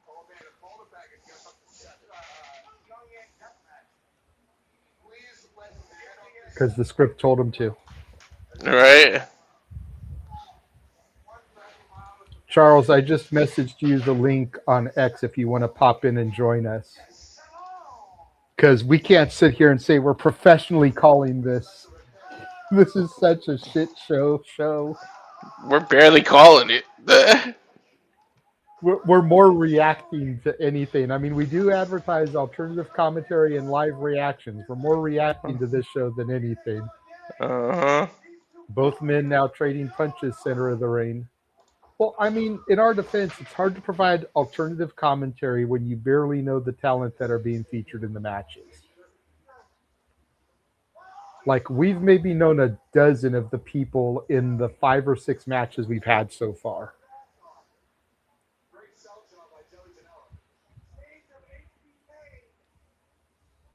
And most of them were in the opening contest. Because we knew 7 of the 8 there. Mm-hmm.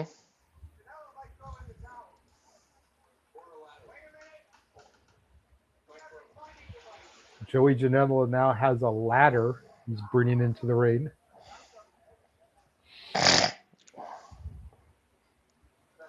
Is that an ironing board?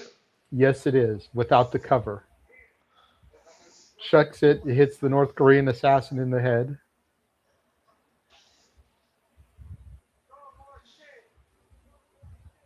Somebody in the crowd said, throw more shit.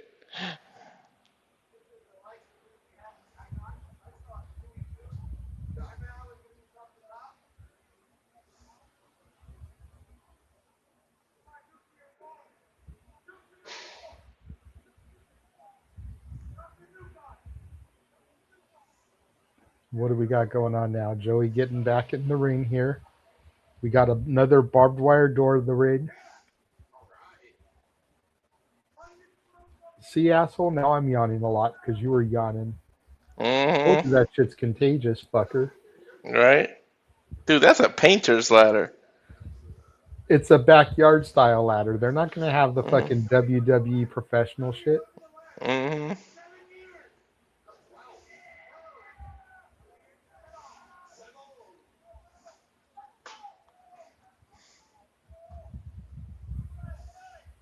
Joey has the North Korean assassin in a submission here through the ladder. Kick to the face from Joey.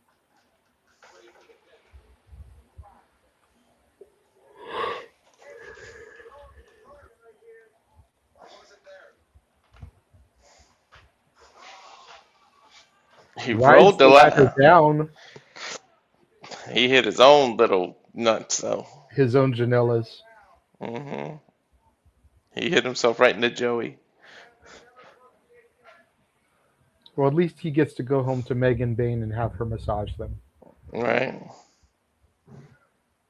I think a Joey's a baby kangaroo, actually, now that I say that.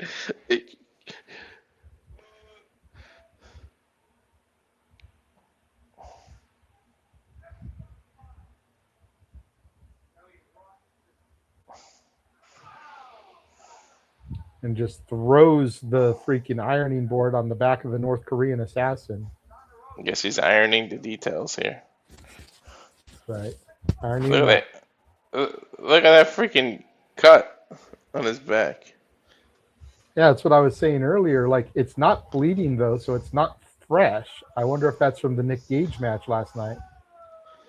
Probably. North Korean assassin through the barbed wire door.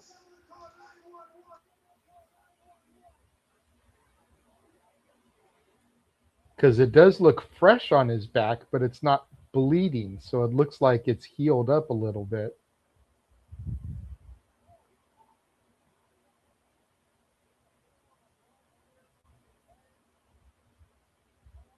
Joey Janela helping the North Korean assassin get the barbed wire out of his hair. That was nice of Joey. Spine buster from the North Korean assassin to Janela, though. Hooks the leg. There's 2. Janela kicks out. Joey's starting to get fired up here.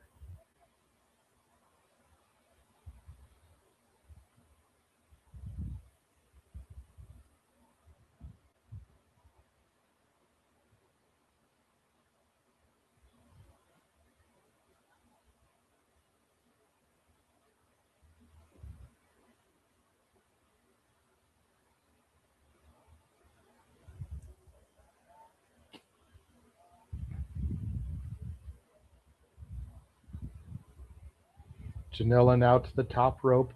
Jumping Joey's going to jump. Double stomp into the ladder, across the back of the North Korean assassin, rolls him over, hooks the leg. There's one.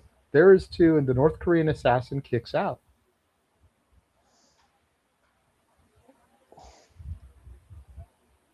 I mean, we're on U.S. soil. Joey better win.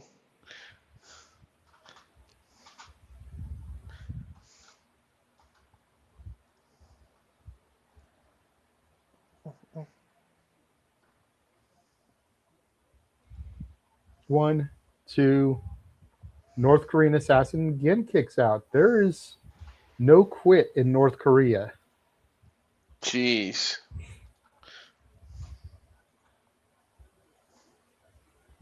The face paint has all but worn off the North Korean assassin at this point. Mm-hmm. Between the blood and the sweat. Now they're over by the swimming pool.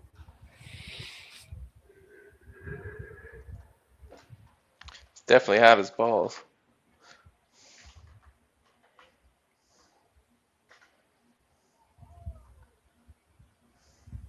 North Korean assassin in the pool. Now Joey falls in as well.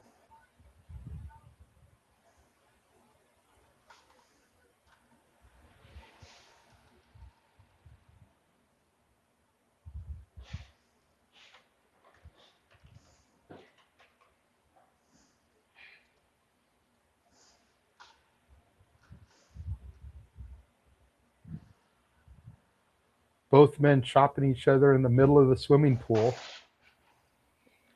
That unsanitized swimming pool with him having an open wound. I don't know how smart this is. Well, again, ain't no kids going in there the rest of the day, that's for sure. Mm-hmm.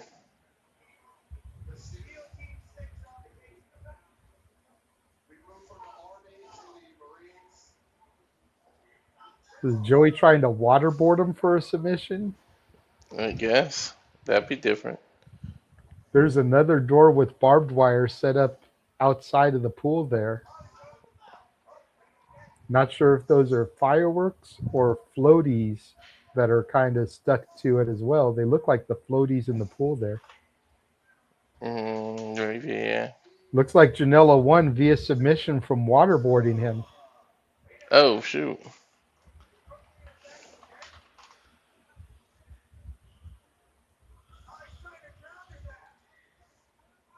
And Joey's trying to drown him. He's trying to drown the dictator. Bell keeps getting run. Joey's got to be careful. Referee doesn't reverse the decision.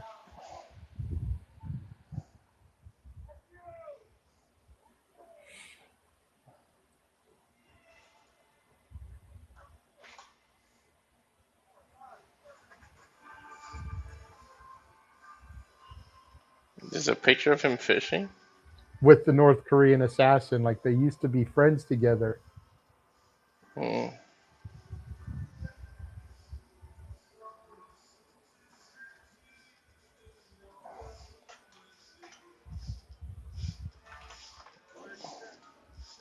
This is hilarious.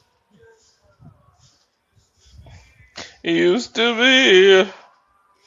There is always something there to remind me. Are they kissing in that picture? What the fuck? Yes. Does he feel bad now? Joey looks distraught. Joey's a good actor. Mm-hmm.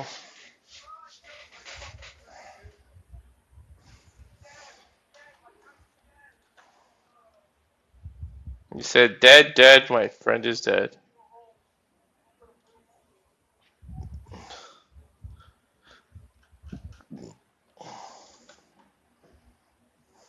And Joey going straight to the car, getting in and leaving. He's going back to what the fuck is going on? Uh-oh.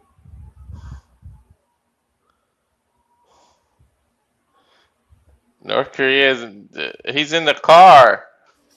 God damn it. To be continued. There's Sleepyhead.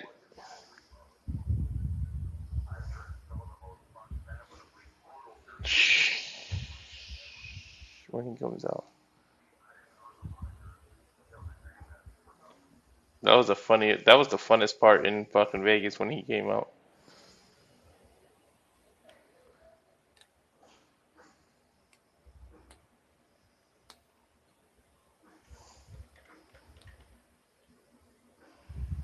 This kid drawing on Sleepyhead. Is he Jigglypuff?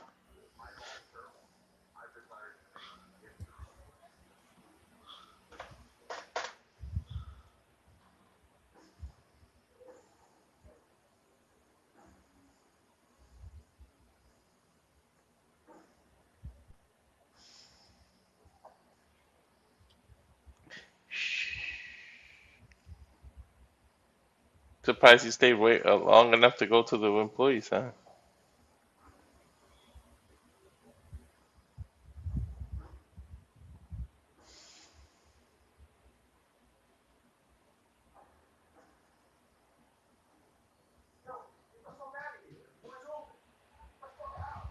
Yo, get the fuck out of here, employees only.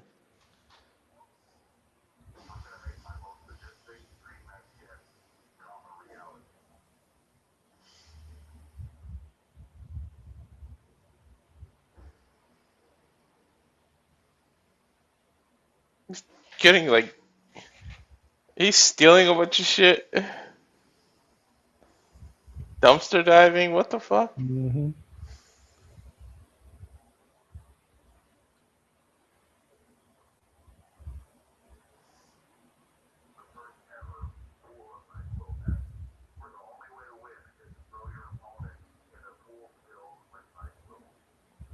They're gonna throw each other in a pool full of NyQuil. That's the only way to win.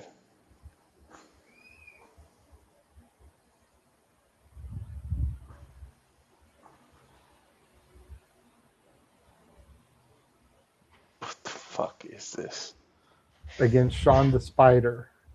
A pool of NyQuil match. Well, as we go to a little GCW commercial here, as they talk about where they're coming, we are going to take the opportunity to run our updated watch long trailer and show you all the stuff that we'll be covering here across Simply Reliable brand of studios. And now for a taste of things to come.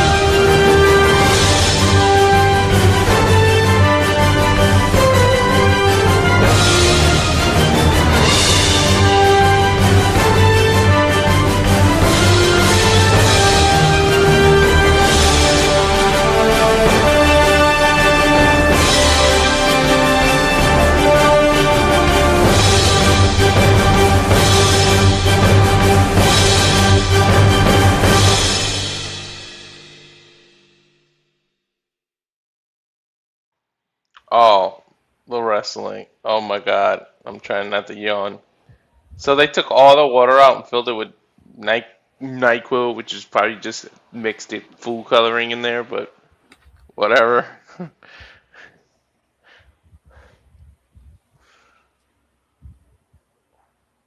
And now it just looks like the reflecting pool in Washington D.C. with all the algae. Legit.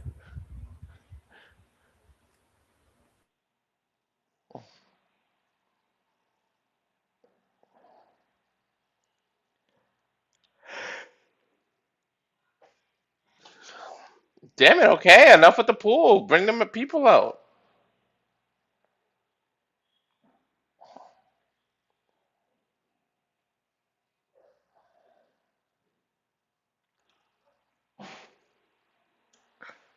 Just wait for Ed to go to sleep and roll his ass into it. Just two little kids again.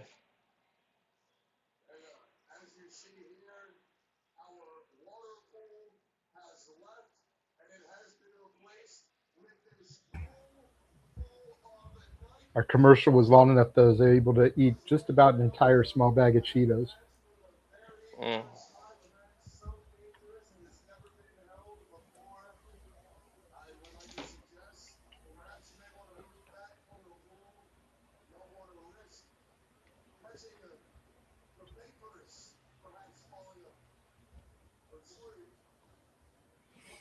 Definitely looking forward to them coming back to LA September 12th. What is the kid Hopefully. doing? What are these kids doing? They're Mm. jumping on trampolines that have barbed wire on it. Well, at least they're getting rid of the barbed wire, so that's good.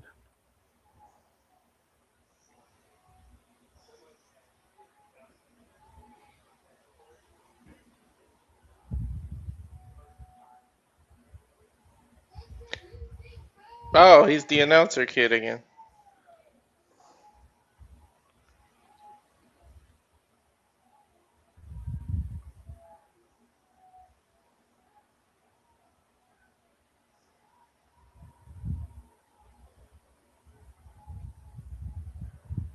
Sean Spider.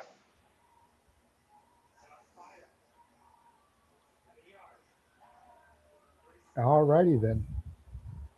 Come on, kid, announce it.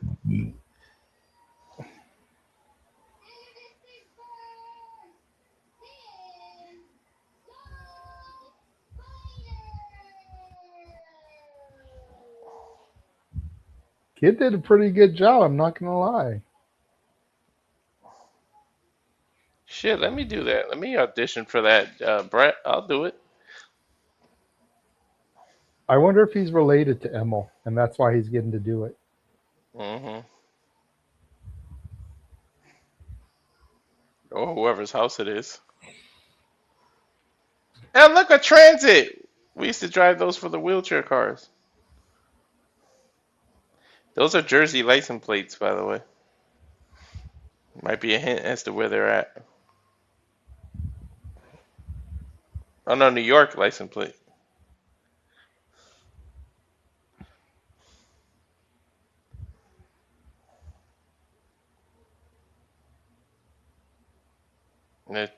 He's sleeping in the transit, isn't he? He's supposed to be real quiet for Ed.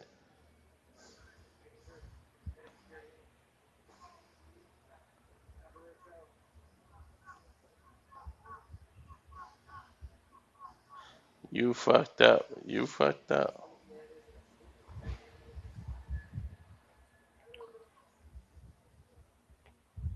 Shh. You gotta whisper.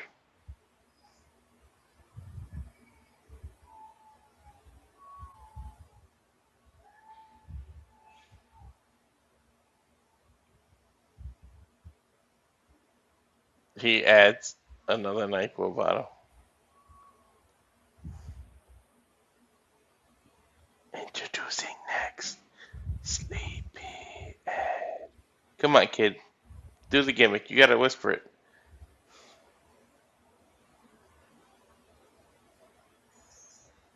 He didn't even do an introduction.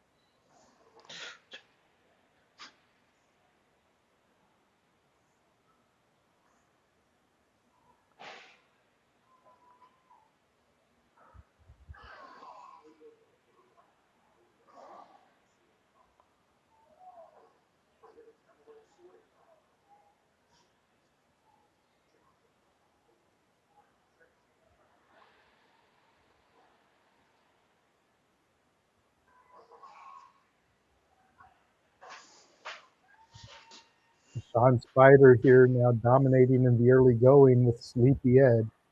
Dude, Sean looks like a freaking teenager, or a kid, or something. Mm-hmm.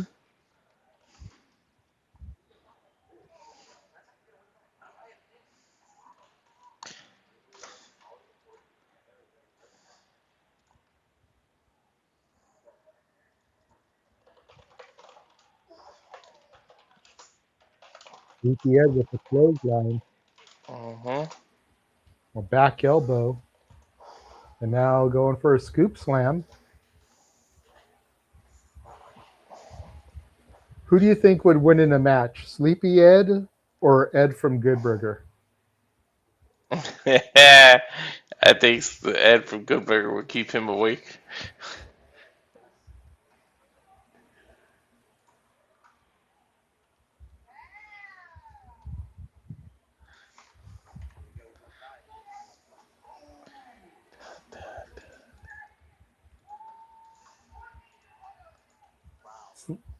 Sean Spider just used a laptop computer to crack Sleepy Ed over the head. That concussion may put him back to sleep. Right?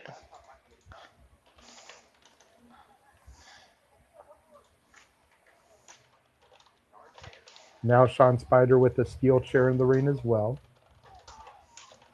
Laptop again, this time to the back of Sleepy Ed.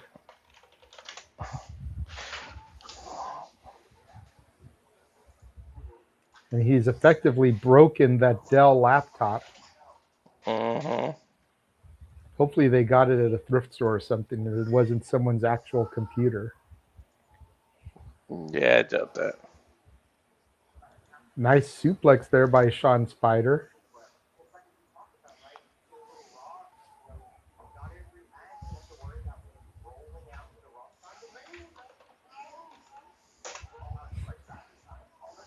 Now Sean Spider trying to get Sleepy Ed into the pool of NyQuil. Probably has the opposite effect on Ed. NyQuil puts you to sleep. It's like Dayquil to him. Right? Wakes him up.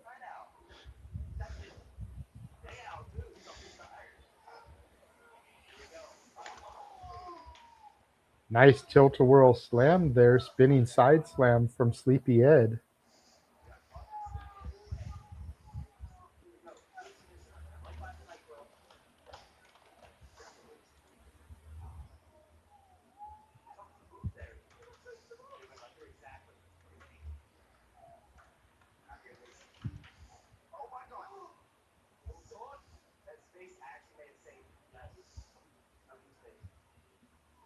Sean probably only got saved because of that little gap between the pool and the ring. Otherwise, he would have landed right in that thing.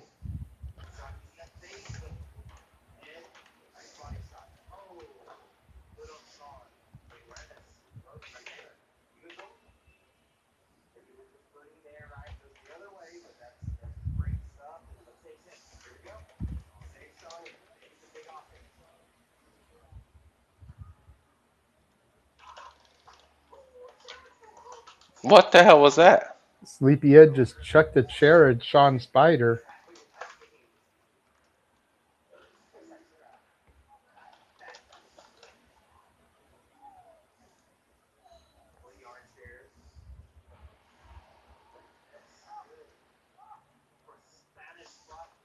Looking for a Spanish fly here? No. Little Uranagi through the two chairs there. But Sean Spider hurt himself as much as he did Sleepy Ed. Yeah. The brunt of it was on him. Mm-hmm. Sean Spider smartly rolling to the outside. Sleepy Ed following.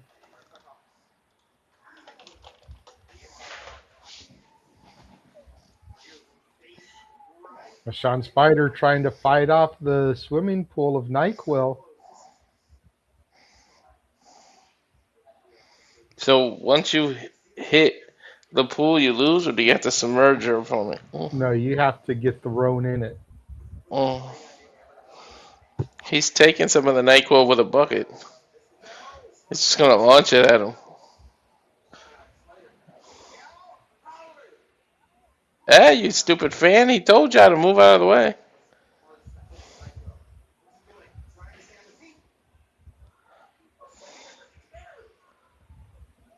Dude, he Fan threw. just got thrown in there. Uh-huh.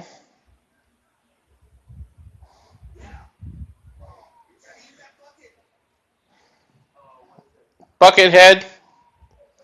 Wait, that bucket's full of NyQuil. He should fall asleep again.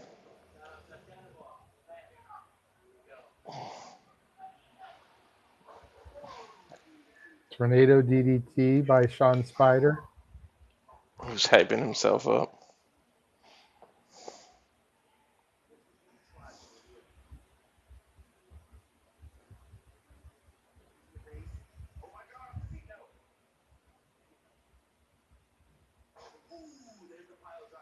Pile driver.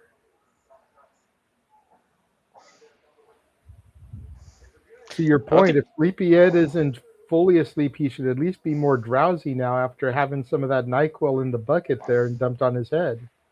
Mm-hmm. Unless he's immune to it.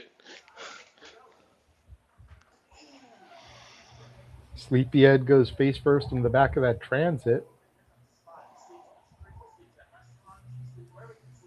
Boot to the midsection. Sean Spider still dominating.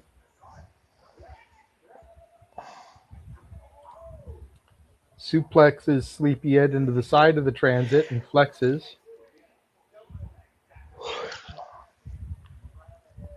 Is that a four-wheeler next to him? Mm-hmm. Where's Sean Spider going? Probably to that roof I was talking about earlier.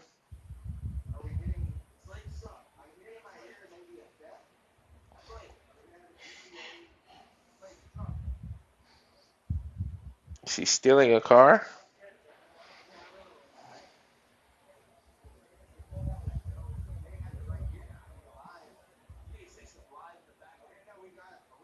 A rake.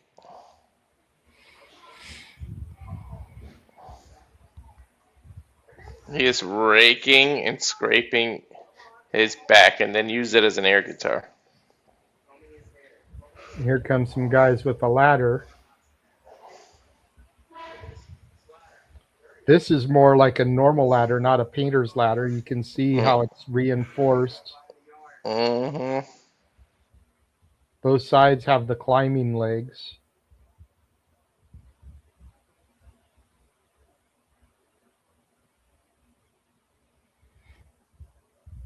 Kind of evil intentions does Sean Spider have here? Backdrop on the hood of the transit.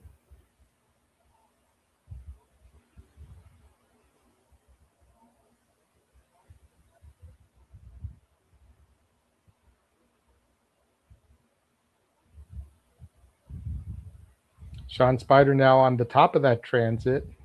Hope they got full coverage insurance. Leg trip there by Sleepyhead, who now goes to climb on the top of the ladder.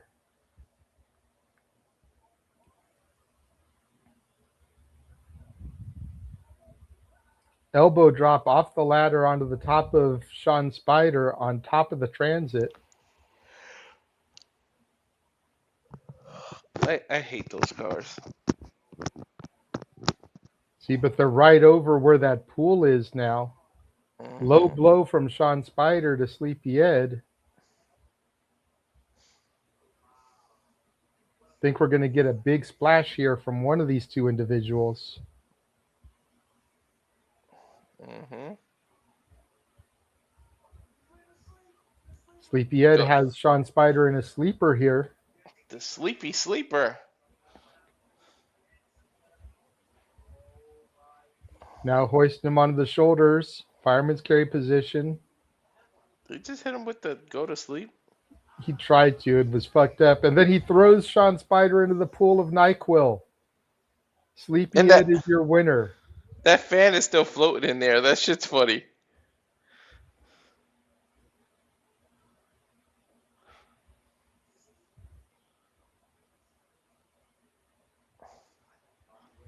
Sleepyhead win. Time to take a nap. I wouldn't mind taking that gimmick because I'm falling asleep now. No sleeping, Walter. I'm trying not to. Fuck.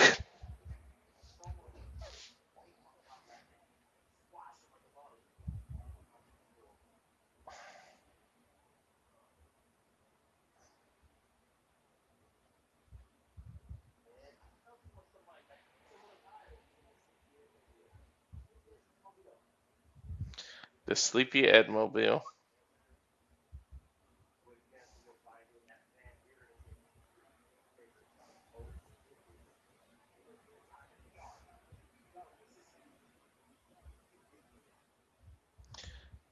No wonder he parked the car so close to the pool for that spot right there.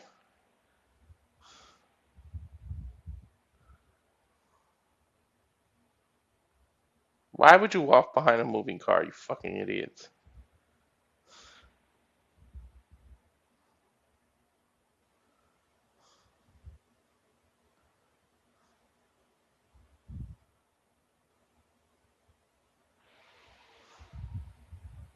Shit. 20 minutes reservations. Probably got to get that cage set up. Mm-hmm.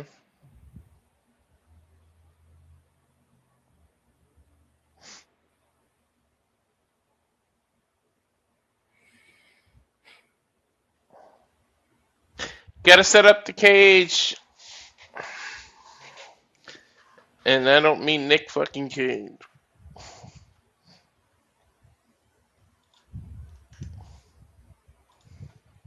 Let's see, what can I upload to try to, you know, because I don't want to play the same clip that I played yesterday. Well, if someone ever played our highlights when they were supposed to, we would have had something. But that's neither here nor there. Right.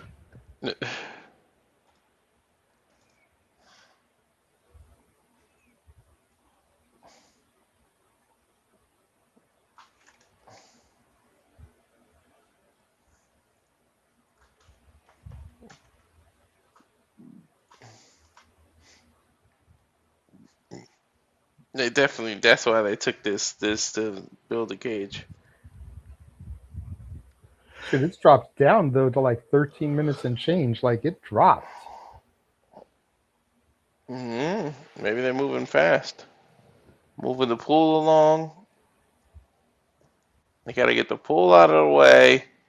All the sides of the cage. We saw how they build a cage, but nothing like that. Well, while we're on intermission, I'm going to take a minute to go run and get me another drink and use the bathroom. So I'm going to run our little 2-minute opening. And if I'm not back when it ends, hit the watch long trailer. Okay. You have 68 wins. You cannot 69 Mina. Hey everyone, it is the center of attention, Brittany Brooks, and you are watching Simply Reliable Studios. Come on over, Zeppelin. I'm being see, earlier I said something stupid to him, and now this is my receipt. Okay. Sabu's just sabotaging you. Yeah. He sure did. Hijacking. Yeah, he's taking over. Hijacking is a better word. You're right. Good luck. Shout out to Simply Reliable Studios making their Symphony debut, sponsoring this match and the entire Dragon Kai demonstration. Heyo, this is Jack Cartwheel. You are watching Simply Reliable Studios. Say his name and he appears. I believe in Noah. I believe in Datula. The Meltzer of the multiverse. Who the fuck wants to compare themselves to another? How much of a mark do you have to be? You couldn't even pick a professional athlete. You went with a fucking journalist? Grow up, man. We just want to say thank you to Simply Reliable Studios for voting us as Tag Team of the Year. Of course. Because you know what they say, right? If you can't swim, you're bound to drown. Tonight, she is sponsored by Simply Reliable Studios from Orlando, Florida. She is everybody's favorite BFF, Izzy Labrino.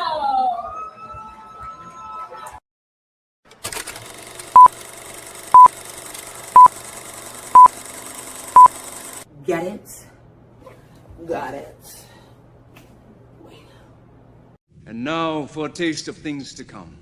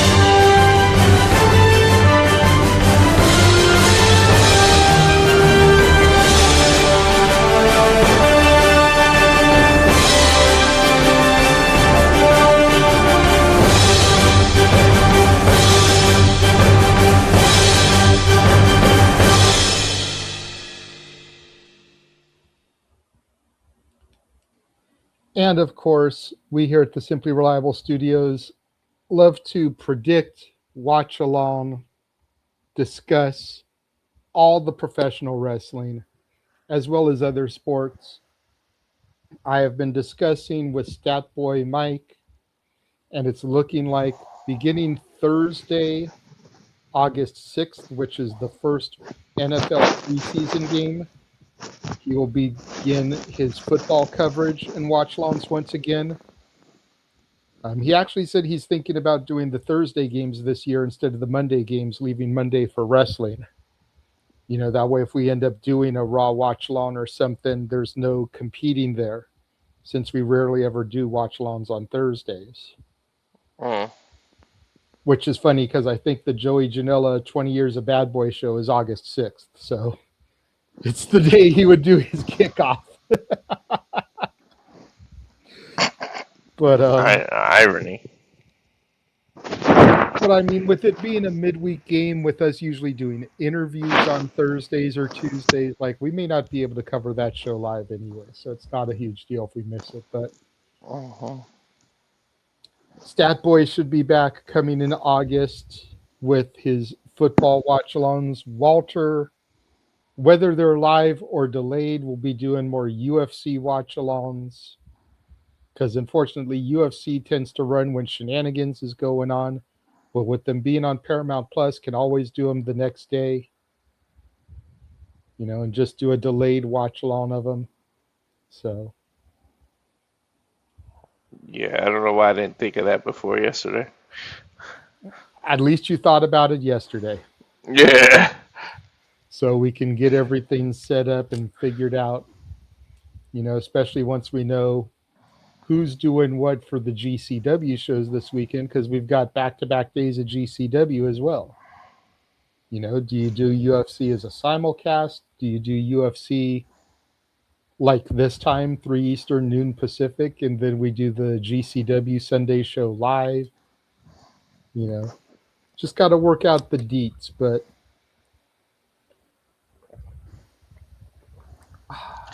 no Dr. Thunder? No, I still have that. I grabbed a fresh one of those as well. But with as hot as it's been lately, I've been drinking a lot of Gatorades, trying to get those electrolytes. The lower sugar ones that are like all, they got some good flavors of this shit. The ones that don't have any of that dyes and shit in it. Mm-hmm. We're not sponsored by Gatorade, but shit, we'll take it. Gatorade! Right? Yeah, I've been drinking a lot of Gatorade Zeros. Mm-hmm. I've got the red, white, and blue one. And then I've got one, it's like, it's got the apple burst, the green ones. That's actually my favorite. Oh, okay. But those sell out so fucking quick. Shit, it just bumped back up to damn near 15 minutes. Mm-hmm. It was under 9, and then it bumped back up. God damn you. But we knew this was probably going to happen. This is what we dealt with during the clusterfuck in Vegas. Yeah, we know. It takes time. We understand. Exactly. It takes time to build a cage. Yeah, make sure everything is enforced properly. Again, traditionally, GCW does their cage matches first, and then they'll break them down and do the rest of the show. But this is probably going to be the main event, so it just kind of is what it is. They took forever to take it down, I remember. And then that's part of what led to the issues that arose that weekend, and we're not going to get into those, but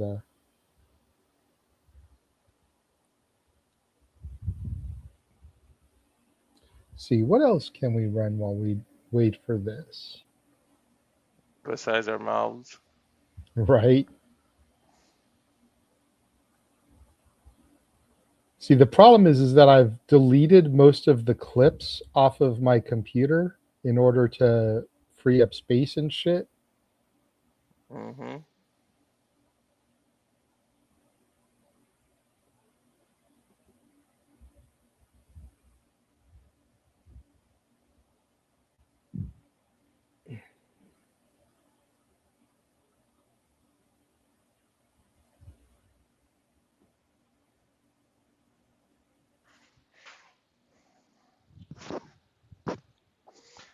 Dun, dun, dun, dun, dun, dun. Let's see how long it takes this to load in. I found another clip from our Royal Prestige interview without doing the Dragon Kai stuff. It's the one where we were talking about diss tracks. Oh, okay. So load that in there. That's like a 6-minute clip. No Vaseline stuff. Yeah, no Vaseline, hit 'em up, Kendrick and Drake, all that good junk.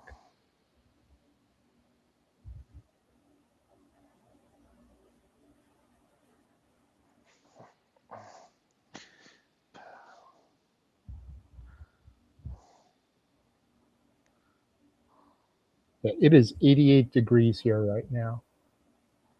And windy. The wind is just blowing the heat around instead of blowing cool air. Some nasty shit.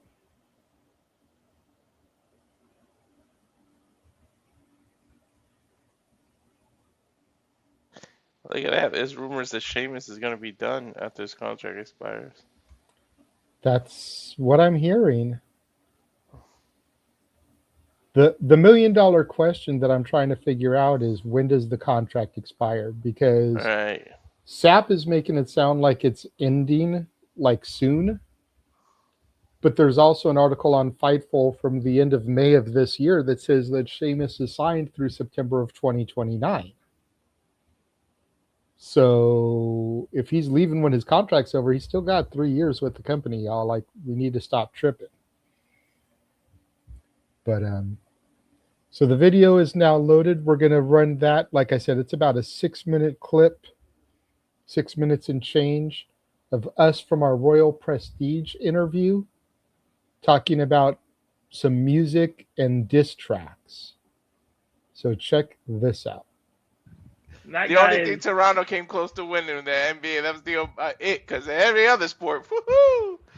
No, we're terrible out here. We're terrible here. Our sports teams, they know. ain't good. We especially know. when you have a representative like Drake. Sorry, I'm Lamar all the way. He was the biggest cheerleader they had. The biggest cheerleader. Hey, I don't know. I'm a Drake guy. I'm both. Are you? I like Drake too. Yeah, I like Drake. But I like Drake just a little bit more. I like both. I'm not one or the other because I've listened to both of them. I can't be biased. I listen to both of them, but I'm not gonna lie. I listen to Drake more than I do Kendrick. Well, he just came out with his new album though. So okay, so what do you guys think of his new album? If you guys, Iceman, I liked it. It was cool. I like Plot Twist was my song. Mine, what was mine? I like the Make 'Em Pay. Yeah. That was a good one. That was a good one. Drake taking a few jabs in these songs in this Iceman record. A lot of jabs. A lot of It it ain't no little. It's a lot of every song has a diss reference in there. Yeah. But listen, that was the best part. That's the best part about music, when they have those diss. Like, listen, I still say to this day the best diss track that was out there has to be Kill Shot. Because Eminem. No Vaseline. What do you mean? MGK. No Vaseline. Bro. Ice Cube. No Vaseline, and you can't Ether. Like, come on, dude. That's how you know. That's how you know how uneducated Nick is when it comes to diss tracks. Okay? Listen. It's his age. But yeah, it's top 3 will forever be No Vaseline, Hit 'Em Up, and Ether. Mine is No Vaseline, Ether, and there's a song called Dollars and Cents by DJ Yes, Quick. DJ Quick. Yep. Yeah, that Hit 'Em Up. Okay, Hit 'Em Up is a good track. I don't think it's to me, a diss track has to end a career. He didn't do shit to Biggie's career, or I don't know if I can cuss. Sorry. No, you can definitely cuss. We cuss a lot. Your ass off. But it didn't do anything for Biggie's career. Biggie was still making hits. It was just, he just laughed it off and kept making good music. So I don't put Hit 'Em Up in my top 5. I like the song, but I don't think it's a good diss song. Well, if you go strictly off of ending somebody's career, then I have a really underrated diss track that I've always been a fan of. The Ripper Strikes Back by LL Cool J. It was his final shot to cannabis. And done. Bro, done. Cannabis did not survive after that, but everyone writes it off because, it's LL. He was Hollywood at that point. It's like, but he murdered cannabis. Yeah. People forget LL, and then the word "goat" comes from LL. He coined that. Yep, So greatest people of all always time. forget LL. But if you're talking about end of career, then Nick got a point with the kill shot because he went MJ. He made MGK completely switch genre, looks. He started painting his nails. Yeah. Well, But I mean, Eminem That's what I known mean. for doing that. Ja Rule, Benzino. 50 killed Ja Rule. Like 50 won any Ja Rule. Now I mean, Em got him too, but 50 took that was something a little different, To this day, he still trolls him. He bought the first 2 rows of his concert just so he could perform in front of nobody. Like, that's crazy Still work. a Ja And Rule the guy. Super Bowl, Like, I always Super Bowl liked Ja. commercial. Yeah, I like Ja Rule. But yeah, He doesn't get the credit he deserves for his hits. No. He just the Ja Rule got some. He got some hits now. He might have more hits than but 50. because of what No, 50 no, did- no, no, no, no, no, If you take a hits, no, no, no, no, no. I'm a 50 Cent guy. No, no. I can name 10 50 hit right now. Like, hey, and half the songs that was his, he gave to the game. Half of. Yeah. That's He pretty much made "Get Rich or Die Trying." The whole album was a single, pretty much. Right. A single. Yeah, I can't agree with that. 50, yeah, 50, yeah. Well, no, I wasn't saying anything negative. I'm just saying that because of what 50 said about him, people write off Josh hits, is the point I was making. I was responding to Tavon when he said Ja Rule got more hits than 50. I'm like, nah. I said May. Oh no, ain't no. I'm gonna tell you, no, ain't made no. I went to his concert a couple years ago, and I forgot half the songs that 50. I said, man, he did. He showed up, did that. Man, he had dude like the whole crowd was up the whole night. The whole night. Is it good song or hits? Bro, all them songs, man. I can name them, man. I can name them. We talking about Wangster. We talking about In the Club. Here we go. We talking about 21 Questions. We're not talking about. We ain't talking about the G Unit album "Beg for Mercy" that he did with them. That he was on most of the hook song. I've been patiently waiting for what? Yeah. Come on, man. I get Don't money. play with I it. get money. Don't get me started on 50. Don't get me started on 50. Oh, gee, yeah. I didn't get fired up. 50 up there, but now it's like, why won't he respond with music? He keep responding with trolls and memes. Like, I'm waiting for him to get back in the studio, but he got that power money. He don't care. At the same time, you get to a certain level. I mean, it's like he can't rap about that stuff no more. I mean, he on the whole. He doing movies. He got water. He got liquor. He making business deals. So my thing is, as I was him, there's no need to respond. I mean, he can say what he said. Let everybody else be upset with him. He obviously by then bring his name up to put more money in his pocket. So they're gonna keep talking. He gonna keep doing the little trolling. He gonna keep doing. They're gonna keep getting mad. They're gonna keep responding, and they're gonna keep his name relevant. And his show Power, which I still watch by the way too, is gonna keep doing numbers. Raising Canaan out now. I'm hooked on Episode come out tomorrow. Episode 3. Tomorrow. Final season. Raising See Canaan. what we do? It ain't always about wrestling, y'all. It's all about the culture, man. We bring everything together, man. Everything. 100. Like we said at the end of that clip, man, our interviews with these wrestlers ain't just about wrestling, y'all.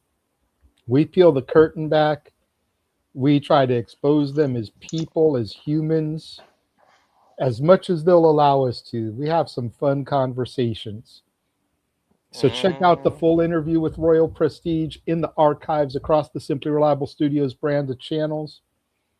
The highlights, the clips like that one are going to be going up soon on the Simply Reliable Studios YouTube channel. I have been waiting to upload them because we will be interviewing Dragon Kai this coming week, who are challenging Royal Prestige for their Pro Wrestling Symphony Tag Team Championships next week on July 11th in Nashville, Tennessee. So I've been kind of waiting for that interview to go down so that we can kind of put, alternating clips back and forth, because we ask some of the same questions of all of our guests.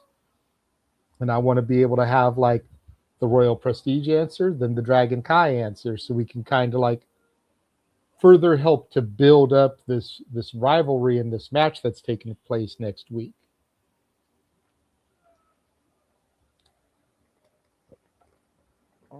Oh wow, Nixon and Miranda Ali's are now engaged as of yesterday.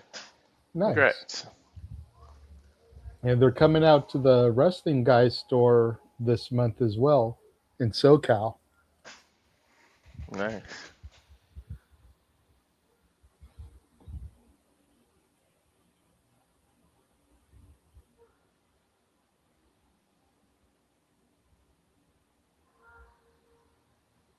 Okay, so this is what we saw earlier with the people like arriving and shit.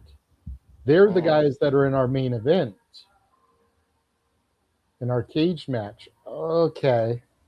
Now it's making a little bit more sense, y'all. Hmm.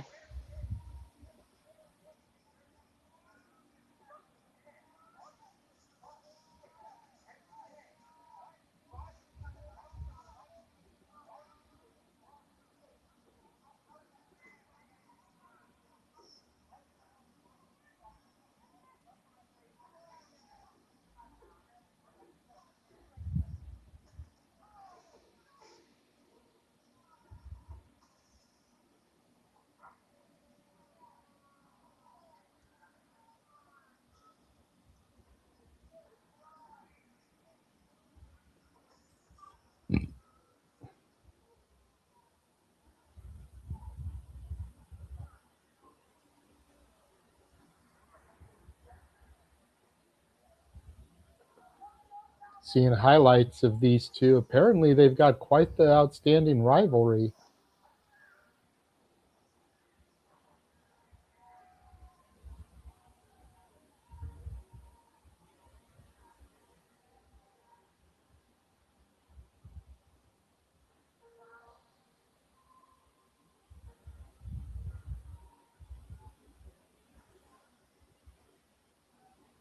And Cage is up. Oh, nice. Arrows are going off.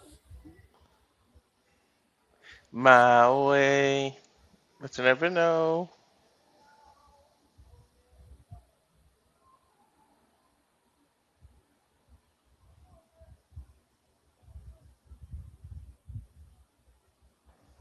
Referee Max Recon getting in there for, again, what I assume has to be the main event.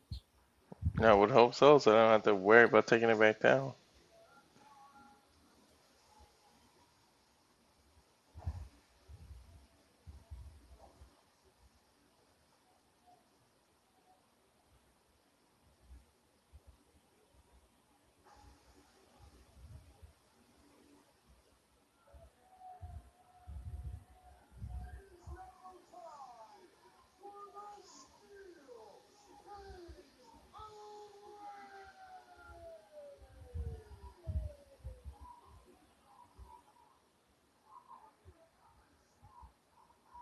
My way. It's my way.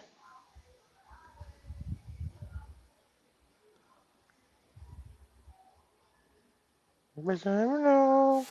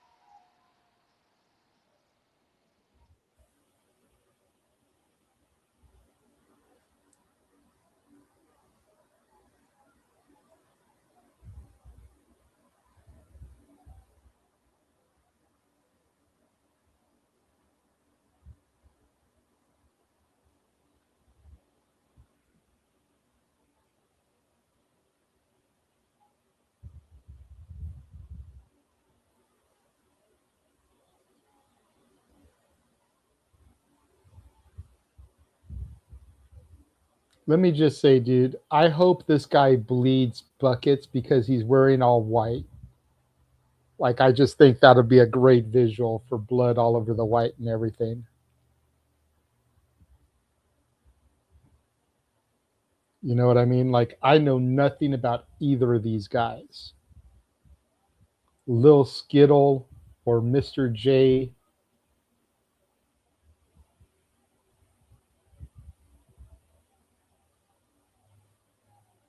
Both of them definitely look like backyard wrestlers, so it's like, whatever.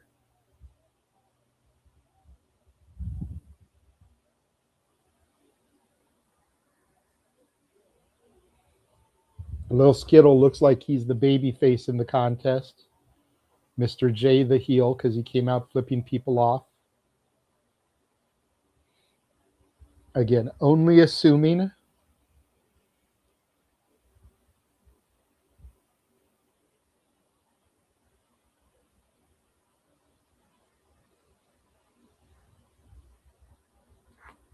Gotta wonder if Lil Skittle is going to make Mr. J taste the rainbow of fruit flavors.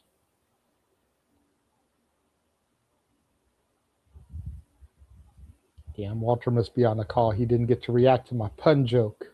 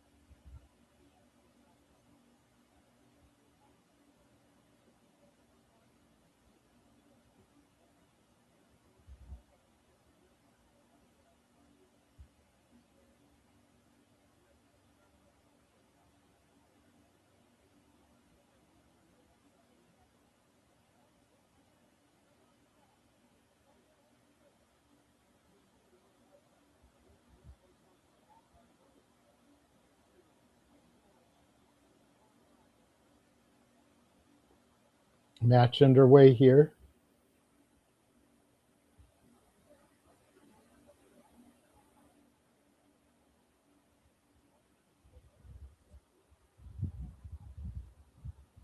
Skittle breaking something over the back of Mr. J there. Picking Mr. J back up to his feet, clubbing his back. Mr. J trying to fight back here. Mr. J throws Skittle into the cage. Reversal sends Mr. J into the cage on the other side.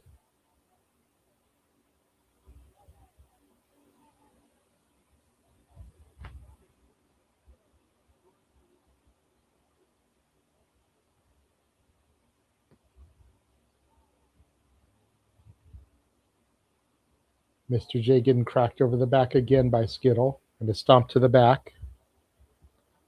Once again, stomp to the back.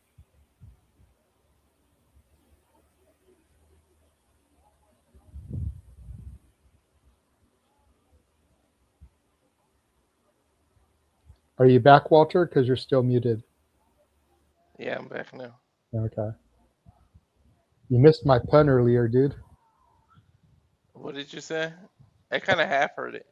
I wonder if Lil Skittle's going to make Mr. J taste the rainbow fruit flavors. Yeah. Why is the ref dressed like a construction worker? Because of all the fuckery in the ring. Mm. Gusset plate to the head of Mr. J. And then returning the favor to Little Skittle.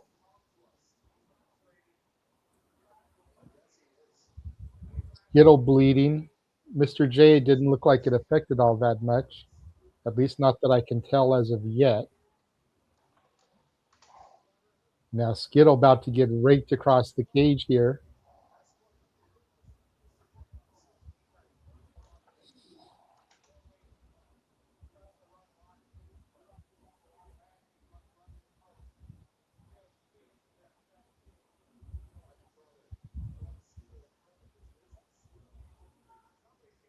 Mr. J Irish whips Skittle into the ladder, posted up in the corner there.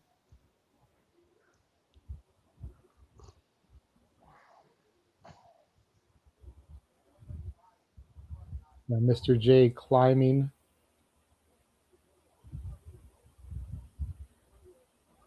Oh. Skittle now with a roll-up. Gets 2 from Max Recon there.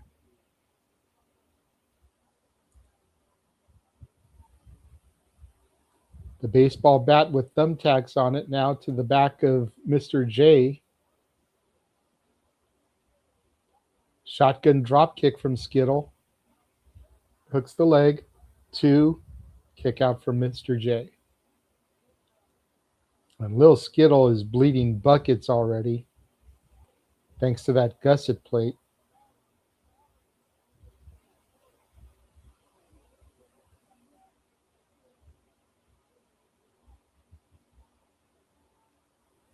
And now the baseball bat.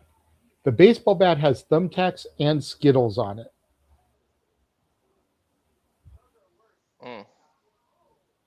Now Mr. J whacking him in his midsection with that bat. Now across the back. Maybe that's a new flavor of Skittles. You know, they always come out with something new. It's tacky rainbow. I've heard of Laffy Taffy, but this is something completely different. Yeah. I never really liked Skittles until they came out with the sour one, but then, even then I never really... I only like certain flavors of Skittles. You know, like I won't eat the whole bag. Mm-hmm. I'll only eat like the red, the orange, and the grape. I was like that with Starburst. I only like the pink one. Right? Pink ones are fire. Mm-hmm. We used to mess with Statboy with that. Every time he'd ask for a Starburst, we'd give him the pink one. Mm-hmm. You know, kind of alluding to the whole pink girl gay type of thing. Mm. Just to fuck with him. Statboy is completely straight. We're not homophobic or anything. We just like fucking with our brother. Okay, so don't and the 30 plus of y'all out there that are watching right now, don't get the wrong impression, okay? It's just friends fucking with friends, brothers Can't fucking accuse with me brothers. of nothing. Right? I got So the shirt all upside down. the new gay bullet club. Dude, I'm still tripping on the fact that we've sold 2 more shirts now. Mm-hmm. Like, granted, we know who bought them, but still, like... And if you want your own shirt to represent the Simply Reliable Studios, whether it's as a whole or an individual, the link is in the description on YouTube. It's in the bios of our channels too.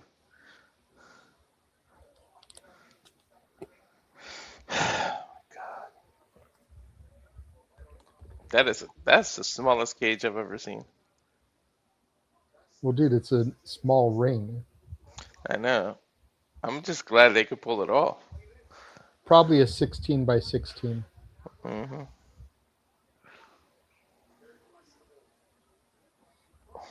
Mr. J climbing up, and now Lil Skittle giving chase here.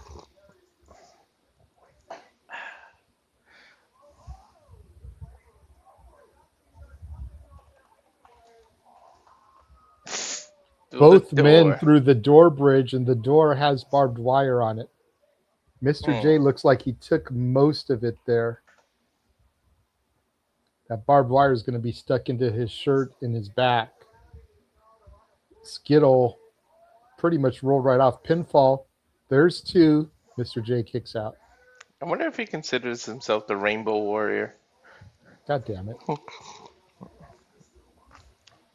He should do a finisher and call it Taste the Pain Bow. Here we go with the jokes now. I gotta stop giving away shit for free, actually.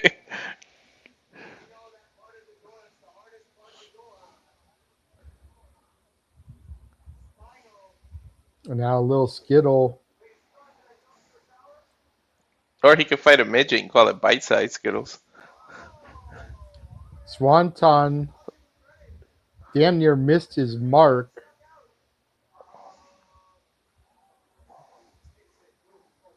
Or a bite-sized brawl.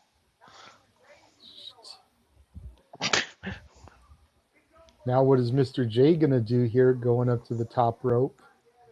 Slips, though. Max Recon helping him. He's like, here, you need the hard hat? How can he Giving fit Mr. that J the over his hard afro? hat. Still going to try for the visual. Jumping elbow drop. Pinfall. There's one. There's two. Skittle kicks out. New definition of being hard-headed. It barely fit over his afro. It was more for the joke in the visual anyway. You see Max Recon has it back. Mm-hmm. It looks like he's wearing it backwards now, too. Mm-hmm. Yeah, he is.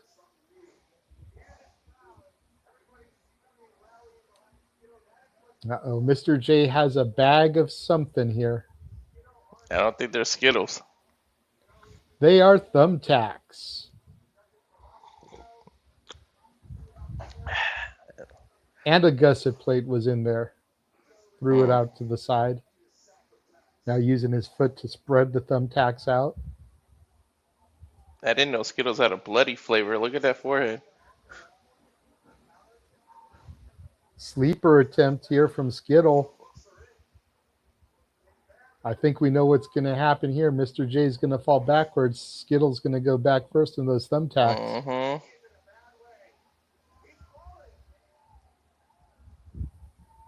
Uh-oh, is Mr. J out? Nope, there we go. Back We knew first that. into the tacks goes Skittle. We knew that's where they were going. We knew where the pot was at the end of that rainbow was. Yep. I can't even be mad at that one. That was good.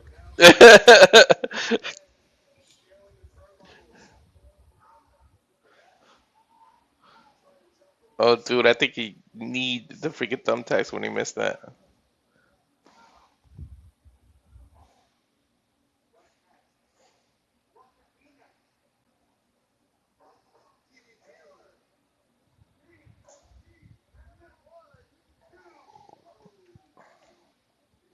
Almost got a 3, did Skittle there.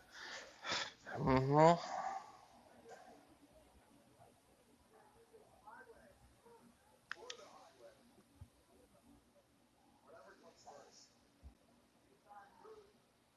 He's kicking the shit out of him.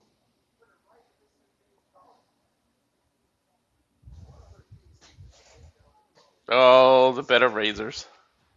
The gusset plate. Uh-huh.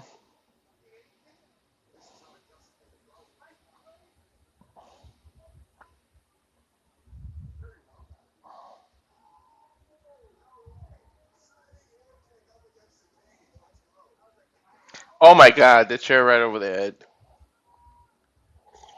Unprotected chair shots in 2026 shouldn't be happening even at a backyard show. Mm-hmm.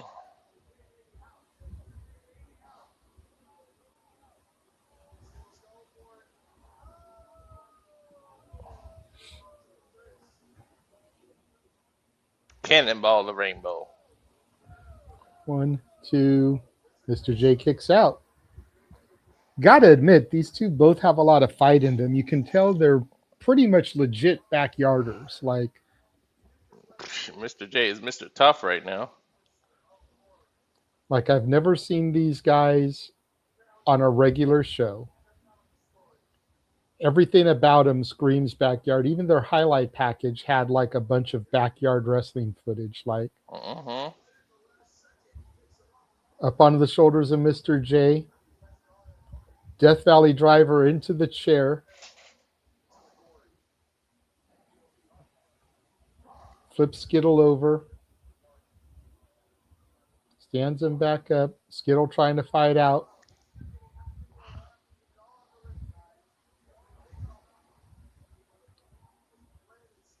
Look like Went for a flapjack into the tax, but Skittle smart enough to turn over. Mr. J has him locked. Rings of Saturn. Nice. I thought he turned a flapjack into a spine buster for a second. That's it. Referee's calling for it. Skittle is passed out.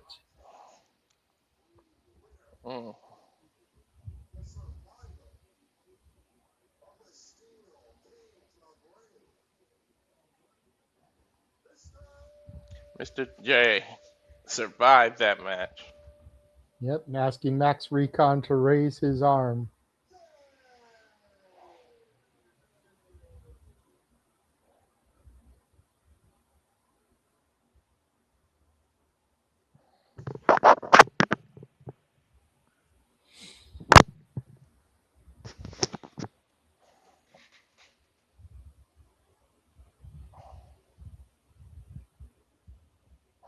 Yeah, oh, Skittles is coming too. Wake the Rainbow. Asking for a mic Mr. J now getting the microphone from Emil.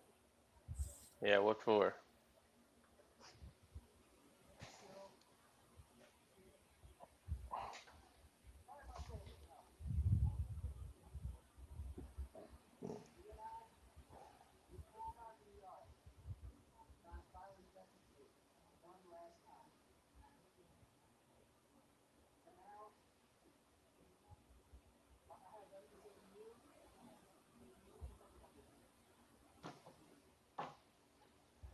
What's he saying?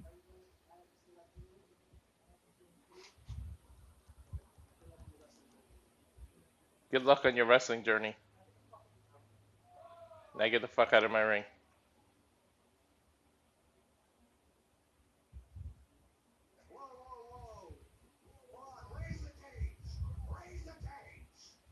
Brett saying raise the cage. You can't raise the cage. There's no ceiling, dude. You're in the backyard, Brett.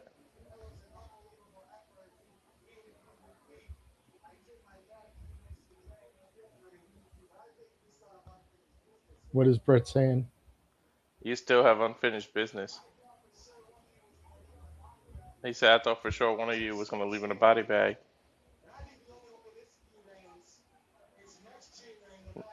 Next year in the backyard.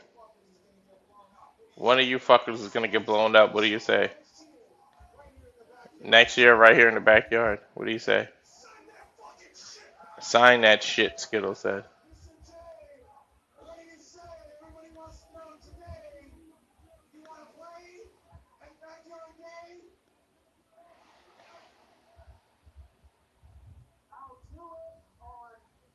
I'll do it on one condition.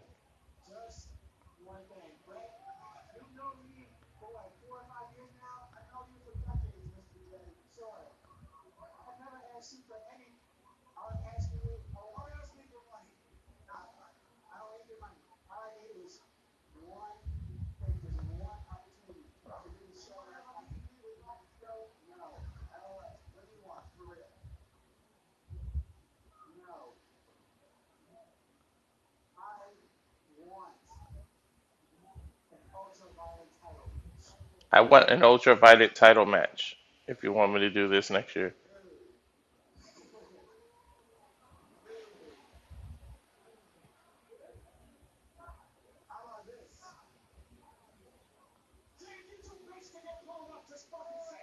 He said, if you're too bitch to get blown up, just say it.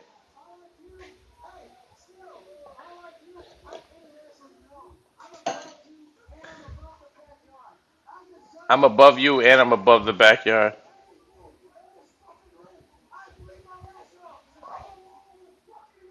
I go all over the fucking world. I bleed my ass off.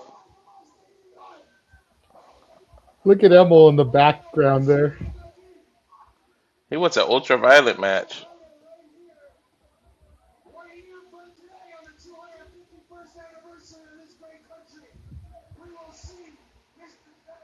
He said, but I'll see you next year. Exploding death match. 1 year in the making. We'll see you in the backyard next year. Exploding death match. So that means Brett's going to give him the ultraviolet match then. Mm.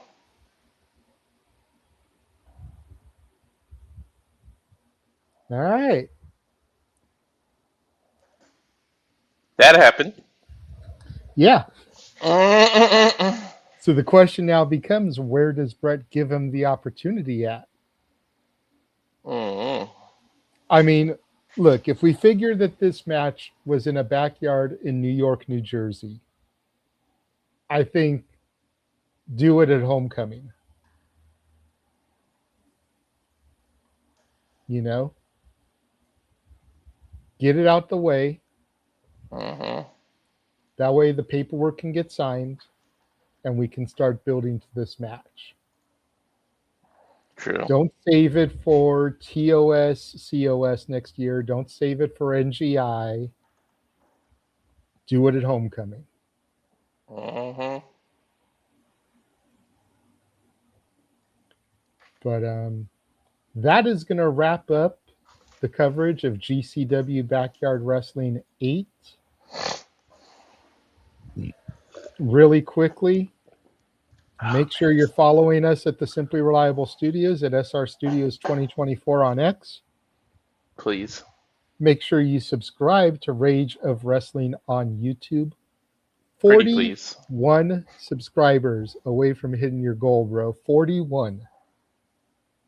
Pretty please. Follow and subscribe nfoster1916 on YouTube and X. If you will.